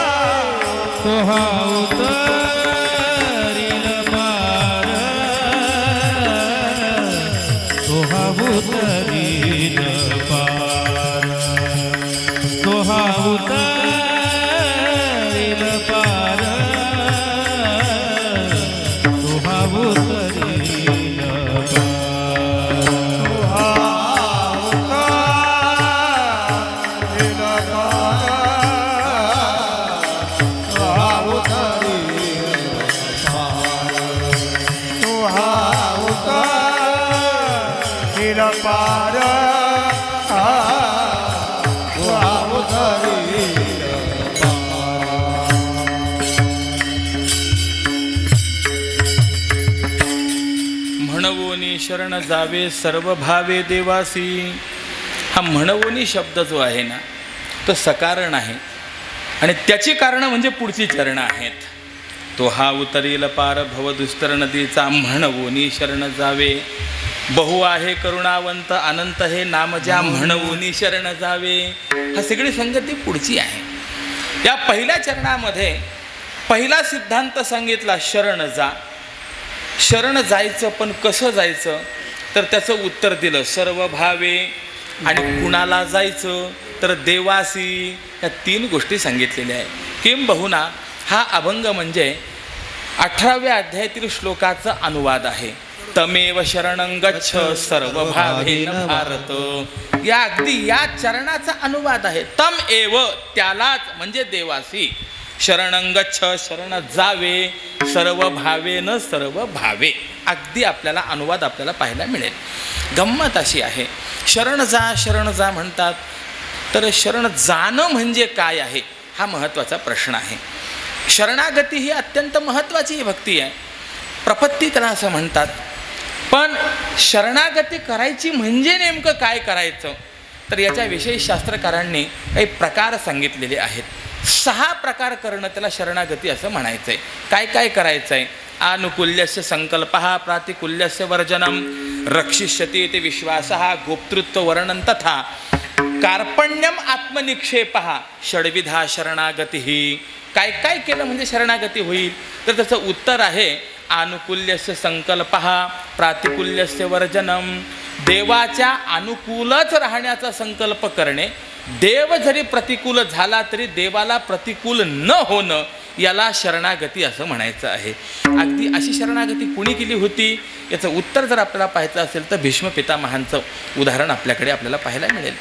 ही सर्वांना माहिती आहे. भगवंताची प्रतिज्ञा होती महाभारतीय युद्धामध्ये मी हातामध्ये शस्त्र धारण करणार नाही. आणि भीष्म पितामहांची प्रतिज्ञा होती मी देवाला हातामध्ये शस्त्र धारण करायला भाग पाडीन. 10वा दिवस उगवला आणि भीष्म पितामहांनी असं काही घनघोर युद्ध केलं की अर्जुनसुद्धा हतप्रभ झाला. भगवान अर्जुनाला बोलायला लागले अरे अर्जुना बघ भीष्म पितामह किती द्वेषाने लढतायत. महाभारतात असं वर्णन आहे. भीष्म पितामहांचा बाण जर अर्जुनाच्या रथाला लागला तर रथ मुळासकट गदगद हालायचा आणि अर्जुनाचा बाण पितामहांच्या रथाला लागला तर रथ 40 हात मागे जायचा.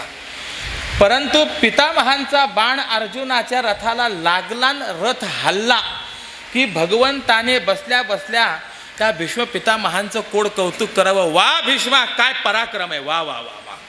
तो अर्जुन म्हणला देवा माझ्या बाणाच्या वेगाने भीष्मांचा रथ 40 हात मागे जातो, दिसत नाही तुम्हाला? त्यावेळेला एक अक्षर तुम्हाला बोलता येत नाही. सारथी भीष्मांचे का माझे? माझ्या रथावर बसून माझ्या शत्रूचं वर्णन करतायत, माझा उत्साह राहील का जाईल?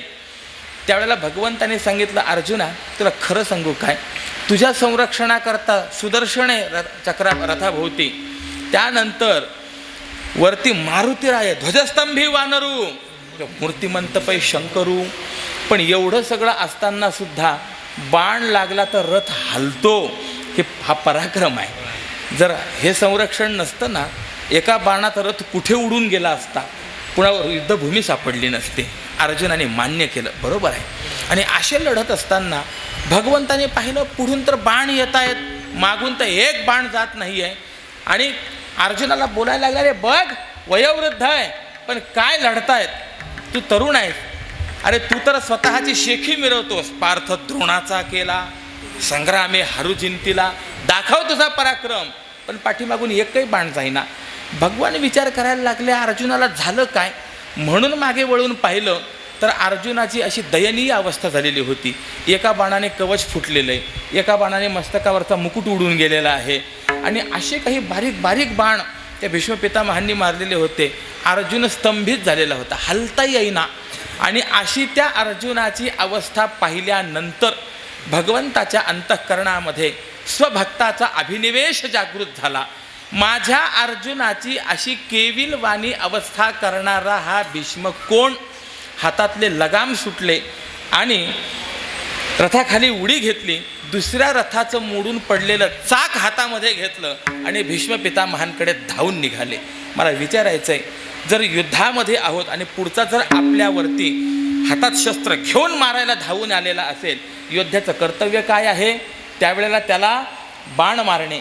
परंतु भीष्म पितामहांनी हे दृश्य पाहिलं, धनुष्य खाली ठेवलं, हात जोडले, या या या या परमात्मा या, आपल्यासारख्या नरशार्दूलाकडनं माझ्यासारख्या पामराचा उद्धार व्हावा, याकरताच ही प्रतिज्ञा केली होती. मला विचारायचं आहे, देव प्रतिकूल झाला की नाही भीष्म पितामहांना? पण देव जरी प्रतिकूल झाला तरी मी देवाला प्रतिकूल होणार नाही, मी देवाला अनुकूलच राहील. ही भावना म्हणजे शरणागती आहे. विठ्ठल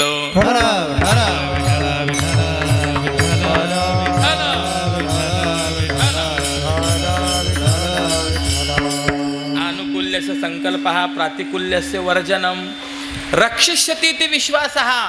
तो परमात्मा माझं रक्षण करणारच आहे असा अंतःकरणामध्ये दृढ विश्वास असणं, धारण करणं, ही शरणागती आहे. गुप्तृत्व वर्णन तथा किंबहुना आपलं रक्षण करण्याकरता परमात्म्याची नियुक्ती करणं, ही सुद्धा शरणागती आहे. कार्पण्यम दीन भाव आपल्या ठिकाणी धारण करणं शरणागती आहे. हे कार्पण्यरूपी शरणागती कोणी केली? अर्जुनाने केली. दुसरा अध्याय बघा, कार्पण्य दोषोपहत स्वभाव पृच्छामि त्वां धर्मसम्मूढचेता.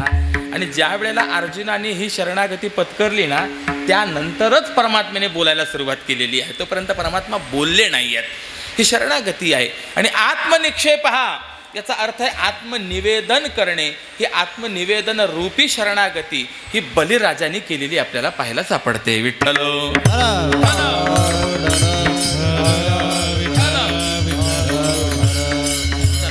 शरणागती करायचं म्हणजे काय करायचं कळालं की नाही? आपल्याला कळालं. ही शास्त्राने सांगितलेली शरणागती आहे. थोडंसं जर आपण रामायणामध्ये गेलो तर वाल्मिकांनी सुद्धा 3 प्रकारची शरणागती आपल्याला सांगितलेली पाहायला सापडते. वाल्मिकांचं असं म्हणणं आहे, तस्यैवाहं ममैवासौ स एवाहमिति त्रिधा भगवत शरणत्वं स्यात् साधनाध्यास पाठवात. जसे जशी आपली साधना वाढेल, जसा जसा आपला अभ्यास वाढेल, तशी तशी पुढची शरणागती आपल्याकडनं घडेल. कशी कशी घडेल? पहिली शरणागती सांगितली, तस्यैवाहं, मी त्या परमात्म्याचा आहे हे म्हणणं, ही पहिली शरणागती आहे. ममैवासौ, आता मी त्याचा आहे असं म्हणायचं नाही, तो माझा आहे असं म्हणणं, ही दुसरी शरणागती आहे. आणि याच्या पलीकडे तुमचा अभ्यास वाढला, साधना वाढली, स एव अहम इति त्रिधा, तोच मी आहे, ही तिसरी शरणागती सांगितलेली आहे. का अशी शरणागती करता येऊ शकते? हो, करता येऊ शकते. कुणी केली? मारुतीरायांनी अशा पद्धतीची शरणागती केल्याचं वर्णन आपल्याला पाहायला सापडतं. काय झालं, रामरायाचा राज्याभिषेक झाला, सगळं झालं, सगळं शांत झाल्यानंतर एक दिवस रामरायाला काय लहर आली आणि एक अचानक रामरायाने मारुतीरायांना प्रश्न विचारला, मारुती तू कोण? आता आयुष्यात पहिल्यांदा भेट झाली तर महाराज आपला परिचय सांगा, ही गोष्ट बरोबर आहे, परंतु ऐसा मारुती उपकारी तुका लोळे चरणावरी, ज्याच्यामुळे आपल्याला सर्व एवढं वैभव प्राप्त झालं, त्या मारुतीरायांना सगळं झाल्यानंतर विचारतात तू कोण? असे अनेक राम आपल्याला या जगात पाहायला मिळतात. सगळं झाल्यानंतर विचारतात तू कोण आता. हे तसं नाही आहे. मारुतीरायांनी विचार केला, इतक्या अनेक वर्षांचा सहवास असताना सुद्धा जर रामराय आपल्याला विचारत असतील की मारुती तू कोण, तर याचाच अर्थ असा आहे की या विचारण्यामध्ये काहीतरी रहस्य आहे. म्हणून मारुतीरायांनी सांगितलं, ठीक आहे रामा, विचारलंच ना तुम्ही, आता मला उत्तर देतो. देतो. एक नाही 3 उत्तर देतो. रामराय आश्चर्यचकित झाले. अरे प्रश्न एक आहे आणि एका प्रश्नाची 3 उत्तरं मला विचारायचं, हे कधीतरी शक्य आहे का? 3 अधिक 2 बरोबर गणित किती येणार आहे? ज्यांचं बरोबर आहे त्यांचं गणित एकच राहणार 5. ज्यांचं चुकलं त्यांचे किती असू शकते, परंतु एका प्रश्नाचं योग्य उत्तर किती असू शकतं? एकच असू शकतं. मारुतीराय म्हणाले 3 उत्तर देतो. रामराय म्हणाले 3 उत्तर, होय बुद्धिमताम वरिष्ठम. मग मारुतीरायाने सांगितलं, रामा तुम्ही जर देहदृष्टीने मला विचारत असाल की मारुती तू कोण आहे, तर माझं उत्तर आहे देहदृष्ट्या तू दासोहम, देहदृष्टीने मी तुमचा दास आहे. तुम्ही जीवदृष्टीने जर मला विचारत असाल की तू कोण आहे, जीवदृष्ट्या त्वदंशकः, जीवदृष्टीने तुम्ही अंशी आहात आणि मी तुमचा अंश आहे. आणि आत्मदृष्टीने जर तुम्ही मला विचारत असाल, आत्मदृष्ट्या त्वमेवाहम इति मे निश्चला मतिही, आत्मदृष्टीने जो राम आहे तोच मारुती आहे, ही माझी निश्चल मती आहे. ही 3 प्रकारची शरणागती आहे. विठ्ठल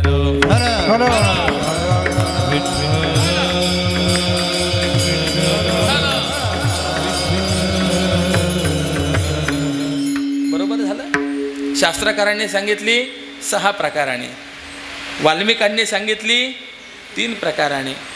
थोडंसं आता आपण हा अभंग म्हणजे भगवद्गीतेच्या श्लोकाचा अनुवाद पाहिला. मग भगवद्गीतेवरती ज्ञानोबारायांनी काही व्याख्यान केलं आहे की नाही, मग थोडासा या श्लोकाचा विचार करा. या श्लोकावर माऊलींनी काय व्याख्यान केलं आहे. शरण जा ही गोष्ट सांगितली आहे, देवाला जा ही पण सांगितली, पण जाताना सर्व भावाने जा हे जे भगवंतांनी सांगितलं ना, सर्व भाव शब्दावरती व्याख्यान करताना ज्ञानोबारायांनी काय व्याख्यान केलं हे महत्त्वाचं आहे. सर्व भावाने जायचं म्हणजे 2-4 भाऊ असतील तर सगळ्या भावांनी जायचं का? भाव शब्दाचे अनेक अर्थ आहेत, 29 अर्थ आहेत भाव शब्दाचे. 29 वेगवेगळ्या. काय प्रकरण बदललं की अर्थ बदलला. हल्ली आंबा चालू आहे, बाजारात गेलात, केशरचा भाव काय, हापूसचा भाव काय, लालबागचा भाव काय. भाव शब्दाचा अर्थ इथे काय झाला? मूल्य. बरोबर आहे की नाही? 2 एकमेकांमध्ये बोलतायत आणि बोलण्यात गैरसमज झाला. मध्यस्थी समजावून सांगतो, अहो ते बोलले परंतु त्यांच्या बोलण्याचा भाव तसा नव्हता. आता मला विचारायचं आहे, भाव शब्दाचा अर्थ काय? अभिप्राय आहे की नाही आहे? ज्योतिषशास्त्रात 29 अर्थ आहेत भाव शब्दाचे. सर्व भावेनं म्हणजे नेमकं काय? ज्ञानोबारायांनी याचं गोड व्याख्यान केलं. 4 गोष्टी देवाला समर्पण करणं म्हणजे सर्व भावाची शरणागती करणं. तया अहम वाचा चित्त अंग देवोनिया शरण रिघ महोदधी कांगरी घाले जैसे. 4 गोष्टी समर्पण केल्याने की सर्व भावाने शरणागती केली म्हणा. मग कोणत्या गोष्टी समर्पण करायच्या आहेत? पहिली गोष्ट सांगितली तया अहंकार समर्पण करायचा. मला प्रश्न विचारायचा आहे, खरंच अहंकार समर्पण करता येतो का? हो करता येतो. कसा समर्पण करायचा? जे काही केलं आहे ते मी केलं आहे असं म्हणण्याच्या ऐवजी हे देवाच्या कृपेने घडलंय, देवाने केलं आहे असं म्हटलं की अहंकार समर्पण होतो. विठ्ठल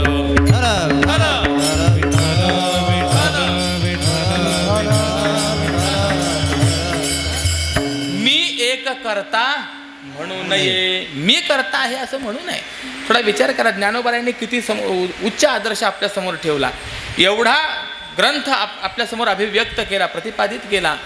ज्ञानोबारायांना प्रश्न विचारा, ज्ञानेश्वरी तुम्ही सांगितली, माऊली त्याचं उत्तर देतात, किंबहुना तुमचेनी केले धर्म कीर्तन हे सिद्धी गेले, येथ माझे जी उरले पाईक पण. अहंकार समर्पण आहे. जे जे काही करतो देवाने केलं म्हणावं, अहंकार समर्पण. दुसरं वाणी समर्पण. वाचा, वाणी देवाला वाहता येते, हो वाणी देवाला वाहता येते. म्हणजे काय करायचं, काही नाही, देवा व्यतिरिक्त काही बोलायचंच नाही, म्हणजे वाणी समर्पण आहे. बोलण्याची नाही, आता देवाविण काही. किंबहुना तुका म्हणे वाचा वाहिली अनंता, बोलायाचे आता काम नाही. किंबहुना समर्पिली वाणी पांडुरंगे घेते धनी, पूजा होते मुक्ता फळे रस ओविया मंगळी. अनेक जणांनी वाणी समर्पण केली. संतश्रेष्ठ श्री गोरोबा काकांचं चरित्र आपण बघा. होकारही रामकृष्ण हरी, नकारही रामकृष्ण हरी. रामकृष्ण हरी या व्यतिरिक्त बोलणंच नाही, म्हणजे वाणी समर्पण. चला, किती समर्पण झाले या गोष्टी? 2. अहंकार आणि वाणी. अहम वाचा. तिसरी गोष्ट आपल्याला ज्ञानोबारायांनी देवाला समर्पण करायला सांगितली, चित्त. चित्त समर्पण करा. काय गंमत आहे, माणसाकडे देवाला समर्पण करण्याकरता काय आहे असा जर प्रश्न विचारला तर त्याचं उत्तर एवढंच आहे की फक्त चित्तच देवाला समर्पण करता येतं, अन्य समर्पण करता येत नाही. गर्गसंहितेमध्ये एक फार सुंदर श्लोक आहे. रत्नाकरस्तव गृहं गृहिणी च पद्मा, किंदे यमस्ति जगदे भवते जगदीश्वराय, आभीरवामतनया हृतमानसाय, दत्तम मनो यदुपते कृपया गृहाण. फार सुंदर गोष्ट आहे. एक भक्त होता, त्या भक्ताला देवाला काहीतरी समर्पण करायचं होतं. आला देवासमोर उभा राहिला, देवा मला तुला काही द्यायचं आहे. भगवंताने सांगितलं चांगली गोष्ट आहे, बरं काय देतो? यांनी सांगितलं, देवा तुझ्या कृपेने माझ्याकडे 1000 एकर जमीन आहे, पैकी 100 एकर जमीन मी तुझ्या नावे करतो. भगवान म्हणाले चालेल. आणि म्हणून त्याने स्टॅम्प आणला, 100 एकर जमीन देवाच्या नावे लिहिणार. एवढ्यात त्याच्या मनामध्ये विचार आला, 100 एकर याला देऊन उपयोग काय? का हा त्रिपती आहे. आपण तिरुपती म्हणतो, पण हा अपभ्रष्ट शब्द आहे. तिरुपती नाही, त्रिपती आहे. भूपती, भुवनपती आणि भूतपती असा तिघांचा पती आहे. सगळी जमीनच जर याच्या मालकीची आहे तर याला 100 एकर देऊन काही उपयोग आहे का? नाही. त्याने सांगितलं, देवा जमीन द्यायची होती, परंतु तूच भूपती असल्यामुळे हा बेत रद्द. भगवान म्हणाले चालेल, हरकत नाही. बरं आता काय द्यायचं? देवा तुझ्या कृपेने माझ्याकडे पैशाला काय कमी रे, 9 कोट नारायण आहे, 1 कोटी रुपये तुझ्या नावाने आता बँकेमध्ये फिक्स डिपॉझिट FD करतो. भगवान म्हणाले चालेल. आणि म्हणून हा आपला 1 कोटी रुपये घेऊन बँकेमध्ये गेला. आता पावती बनवणारच एवढ्यात त्याच्या मनामध्ये विचार आला, याला 1 कोटी रुपये देऊन उपयोग काय? म्हणलं का पाय लक्ष्मीचे हाती तिची यावे का कुळती. माता महालक्ष्मीच जर याची चरणसेवा रात्रंदिवस करते आहे तर याला 1 कोटी रुपये देऊन काही उपयोग आहे का? नाही. देवाकडे आला, सांगितलं, देवा तुला 1 कोटी रुपये द्यायचे होते ना, तो सुद्धा बेत रद्द. भगवंताने सांगितलं, एक काम कर, भावे तुळशी दळ, पाणी जोडा, म्हणावे पतित वेळोवेळा, मला बाकी काही नको. त्याने सांगितलं, नाही देवा द्यायचं आहे. काय द्यावं? देवाकडे पाहायला लागला. आणि देवाकडे पाहता पाहता त्याला जाणवलं की अरे देव किती सुंदर आहे. देवाच्या सौंदर्याचं वर्णन अनेक ठिकाणी अनेक संतांनी केलेलं आहे. पांडुरंग कांती दिव्य तेज झळकती, पांडुरंग कांती दिव्य तेज झळकती, रत्नागिळ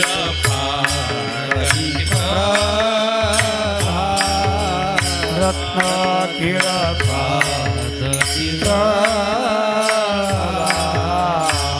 अगणित लावण्य तेज पुंज अगणित लावण्य तेज पुंज वर्ण वेते शोभा,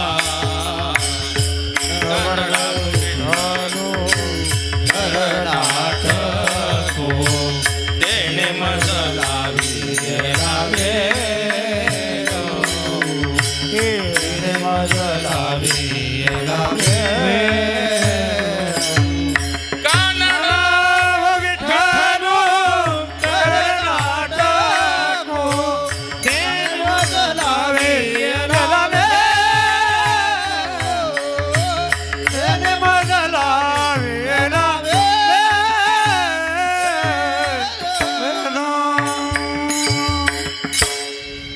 अगणित लावण्य, मोजता येणार नाही एवढं लावण्य देवाचं आहे. आणि त्याने देवाची प्रार्थना केली, देवा तू सुंदर आहेस. हो मी सुंदर आहे, मग तुझ्या सौंदर्याला शोभेल असा नवरत्नांचा कंठा तुझ्या गळ्यामध्ये आणून घालतो. भगवान म्हणाले तुझी इच्छा. हा गेला, बहुमूल्य रत्न विकत घेतले, चांगल्या कारागिराकडनं उत्तम कंठा बनवून घेतला आणि तो कंठा आणून आता देवाच्या गळ्यामध्ये घालणारच. एवढ्यात त्याच्या मनात विचार आलाय, याला हा नवरत्नांचा कंठा देऊन काय उपयोग. म्हणलं आता काय बिघडलं, अरे याची सासरूवाडीत रत्नाची खाण आहे, रत्नाकर स्तव गृहम, याला काय नवरत्नांनी होणार आहे.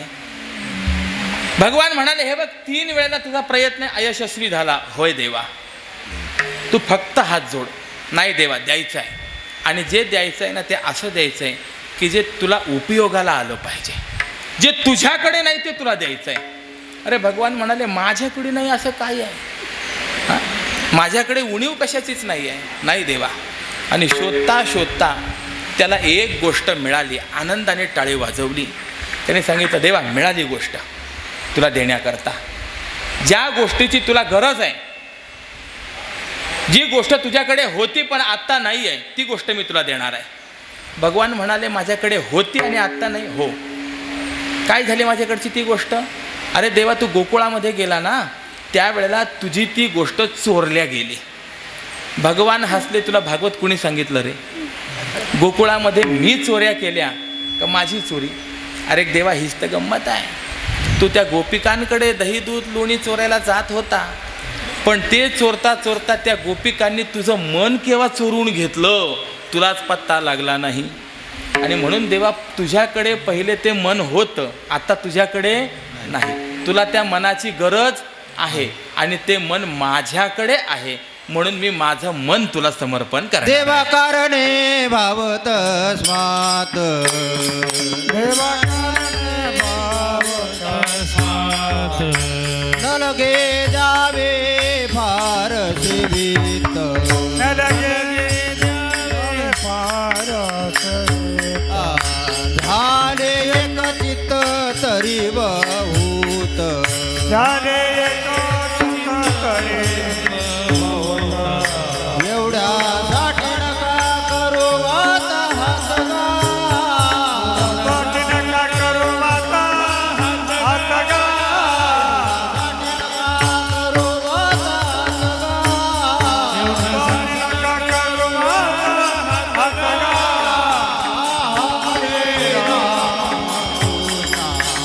हरे राम कृष्ण, हरे राम हरे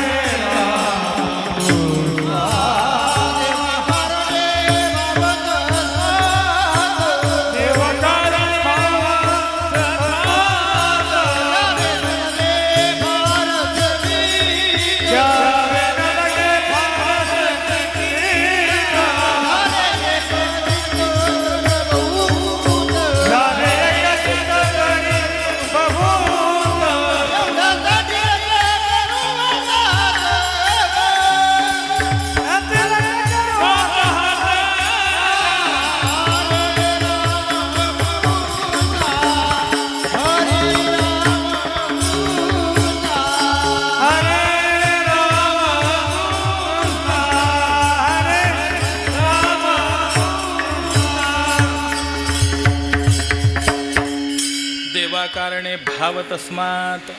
परमात्म्याला दुसरं काही नाही, मन समर्पण करायचं आहे. नामदेवरायांसमोर तर प्रश्न पडला, देवा अरे तुझी पूजा कशाने करावी मला प्रश्न पडला रे बाबा. पाणी वाहावं तुझं स्वरूप, जे जे काही म्हणावं ते देवाचं स्वरूप आहे. लक्षात घेण्यासारखी बाब आहे. जीवाकडे देवाला देण्याकरता काय आहे, आपलं अंतःकरण आहे. म्हणून माऊलींनी चित्त सांगितलं, तया अहम वाचा चित्त. आणि शेवटची गोष्ट सांगितली अंग. अंग समर्पण म्हणजे पूर्ण देहच देवाला समर्पण करून टाकायचा. देह समर्पिजे देवा भार काहीच न घ्यावा, होईल आघावा तुका म्हणे आनंद. अशा 4 गोष्टी देवाला समर्पण केल्या की त्याला सर्व भावाची शरणागती म्हणायचं ज्ञानोबरायांच्या नुसार. आणि मग अशी सर्व भावाची शरणागती केली तर काय होईल? मग तयाचे नि प्रसादे सर्वोपशांती प्रमदे, कांत होऊन या स्वानंदे स्वरूपीच रमसी. हे फळ प्राप्त होत असतं. आणि म्हणून आपल्याला तुकोबरायांनी सांगितलं, जर ही अवस्था आपल्याला संपादन करून घ्यायची असेल तर शरण जावे सर्व भावे देवासी. याच्यामध्ये आवश्यक आपल्याला अनेक करता येतील. जीव जीवाला शरण गेला तर काय प्रकार आहे, जीव जडाला शरण गेला तर काय परिणाम होईल, जीव ईश्वराला शरण गेला तर काय परिणाम होईल, आणि जीव ब्रह्माला शरण गेला तर काय परिणाम होईल. असे अनेक विचार आपल्याला करता येणं शक्य आहे. परंतु हा अनुभव आपल्याला यावा याकरता शरण जा. जर तुम्ही त्याला शरण गेलात, फळ काय मिळेल? अभंगाचं 2रं चरण.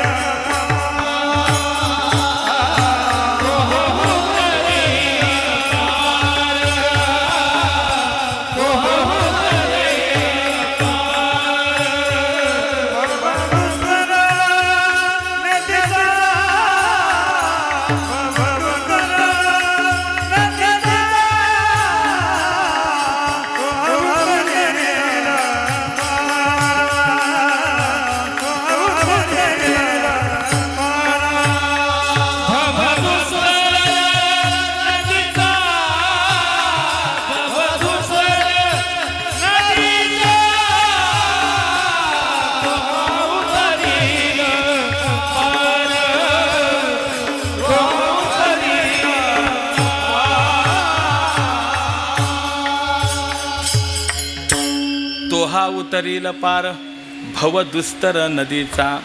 जर आपण त्याला शरण गेलो तर तो दुस्तर असलेल्या या भव नदीवरून आपल्याला पार करवील. प्रश्न अनेक आहेत. ही संसार जो आहे त्या संसाराला नदी का म्हटलं, बरं तिला दुस्तर का म्हटलं, आणि या नदीवरनं पार करणारा फक्त तो परमात्माच आहे असा का विचार करतात? अनेक प्रश्न आहेत. पण इथपर्यंत आम्हाला मान्य आहे. परंतु आम्ही अनेक प्रकारचे दोष केलेले आहोत. तर परमात्मा आमचा स्वीकार करेल का? त्याचं उत्तर दिलं आहे, बहु आहे करुणावंत अनंत हे नाम ज्या. त्याचं नाव अनंत आहे. त्याचं नाव अनंत का आहे या संबंधामध्ये अनेक अर्थ आहेत. जगद्गुरु शंकराचार्यांनी विष्णू सहस्रनाम भाष्यामध्ये असं वर्णन केलेलं आहे, देशतः कालतः वस्तुतश्चापरिच्छिन्नो नंतः. त्याला कुठल्याही प्रकारचा परिच्छेद नाही आहे. देशकाल वस्तू भेद मावळाला असा तो परमात्मा असल्यामुळे त्याला अनंत म्हणा. पुष्पदंताचार्यांनी असं म्हटलेलं आहे, त्याच्या गुणांचा पार नाही म्हणून त्याला अनंत म्हणा. अगदी हेच नामदेवरायांनी पण म्हटलेलं आहे, अनंत म्हणती माझे या स्वामी ते, अनंत गुण त्या ते म्हणून या. पण तुकोबराय म्हणतात त्याला अनंत म्हणतो आम्ही. का म्हणतो? बहु आहे करुणावंत. जसं तसं नाव अनंत आहे तशी त्याची करुणासुद्धा अनंत आहे. तो सगळ्यांचा स्वीकार करेल. म्हणून शरण जावे. आणि तुकोबरायांना प्रश्न विचारा, महाराज तुम्ही आत्तापर्यंत आम्हाला एवढं सगळं सांगितलं, गोष्ट आम्हाला मान्य आहे, परंतु ही गोष्ट तुम्ही कुठे ऐकली किंवा कुठे वाचली आणि आम्हाला येऊन सांगत आहात? तुकोबराय सांगतात, मी वाचलेलं किंवा ऐकलेलं सांगत नाही आहे, तर जे स्वतःच्या अनुभवाला आलं ते मी तुम्हाला सांगतोय. भैरवी तुका म्हणे साक्षी आले, तुका म्हणे साक्षी आले, तुका म्हणे साक्षी आले, तुका म्हणे साक्षी आले, तुका म्हणे साक्षी आले, तुका म्हणे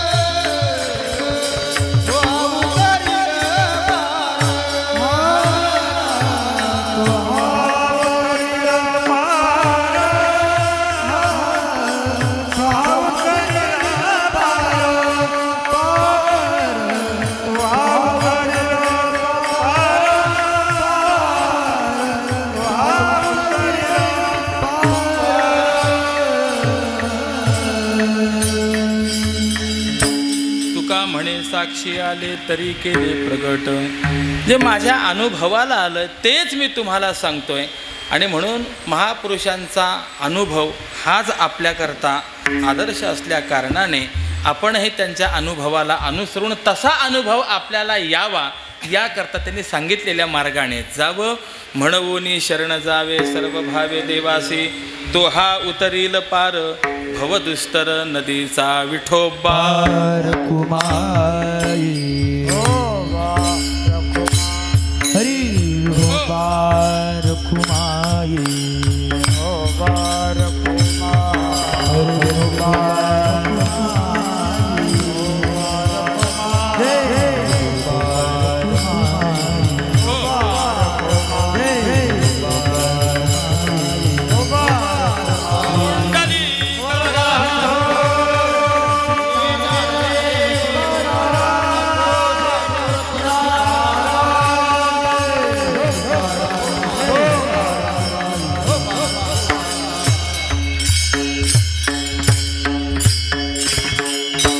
म्हणवोनी शरण जावे सर्व भावे देवासी, तो हा उतरील पार भवदुस्तर नदीचा.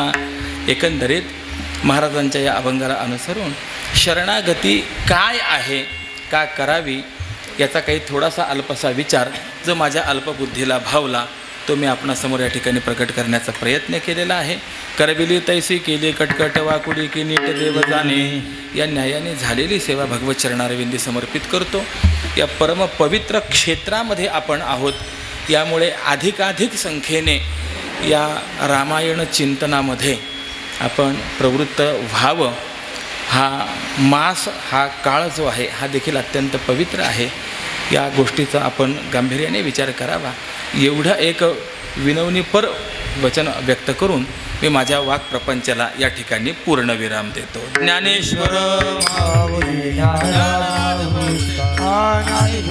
माऊली ज्ञानराज माऊली महाराज ज्ञानेश्वर माऊली ज्ञानराज माऊली ज्ञानेश्वर माऊली ज्ञानराज माऊली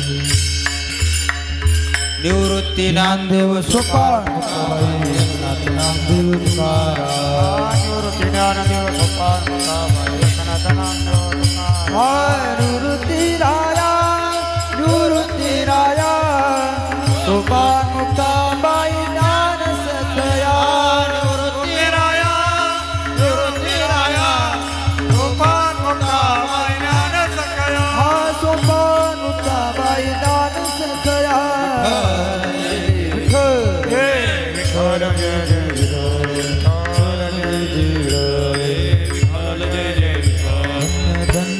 धन्य धन्य निवृत्ती देवा काय महिमा श्री अवतार करुणा कीर्तलोक पावन समाधी त्र्यंबक श्री मागे शोभे ब्रह्म. श्री अवतार करुणा कीर्तलोक पावन निवृत्तीनाथ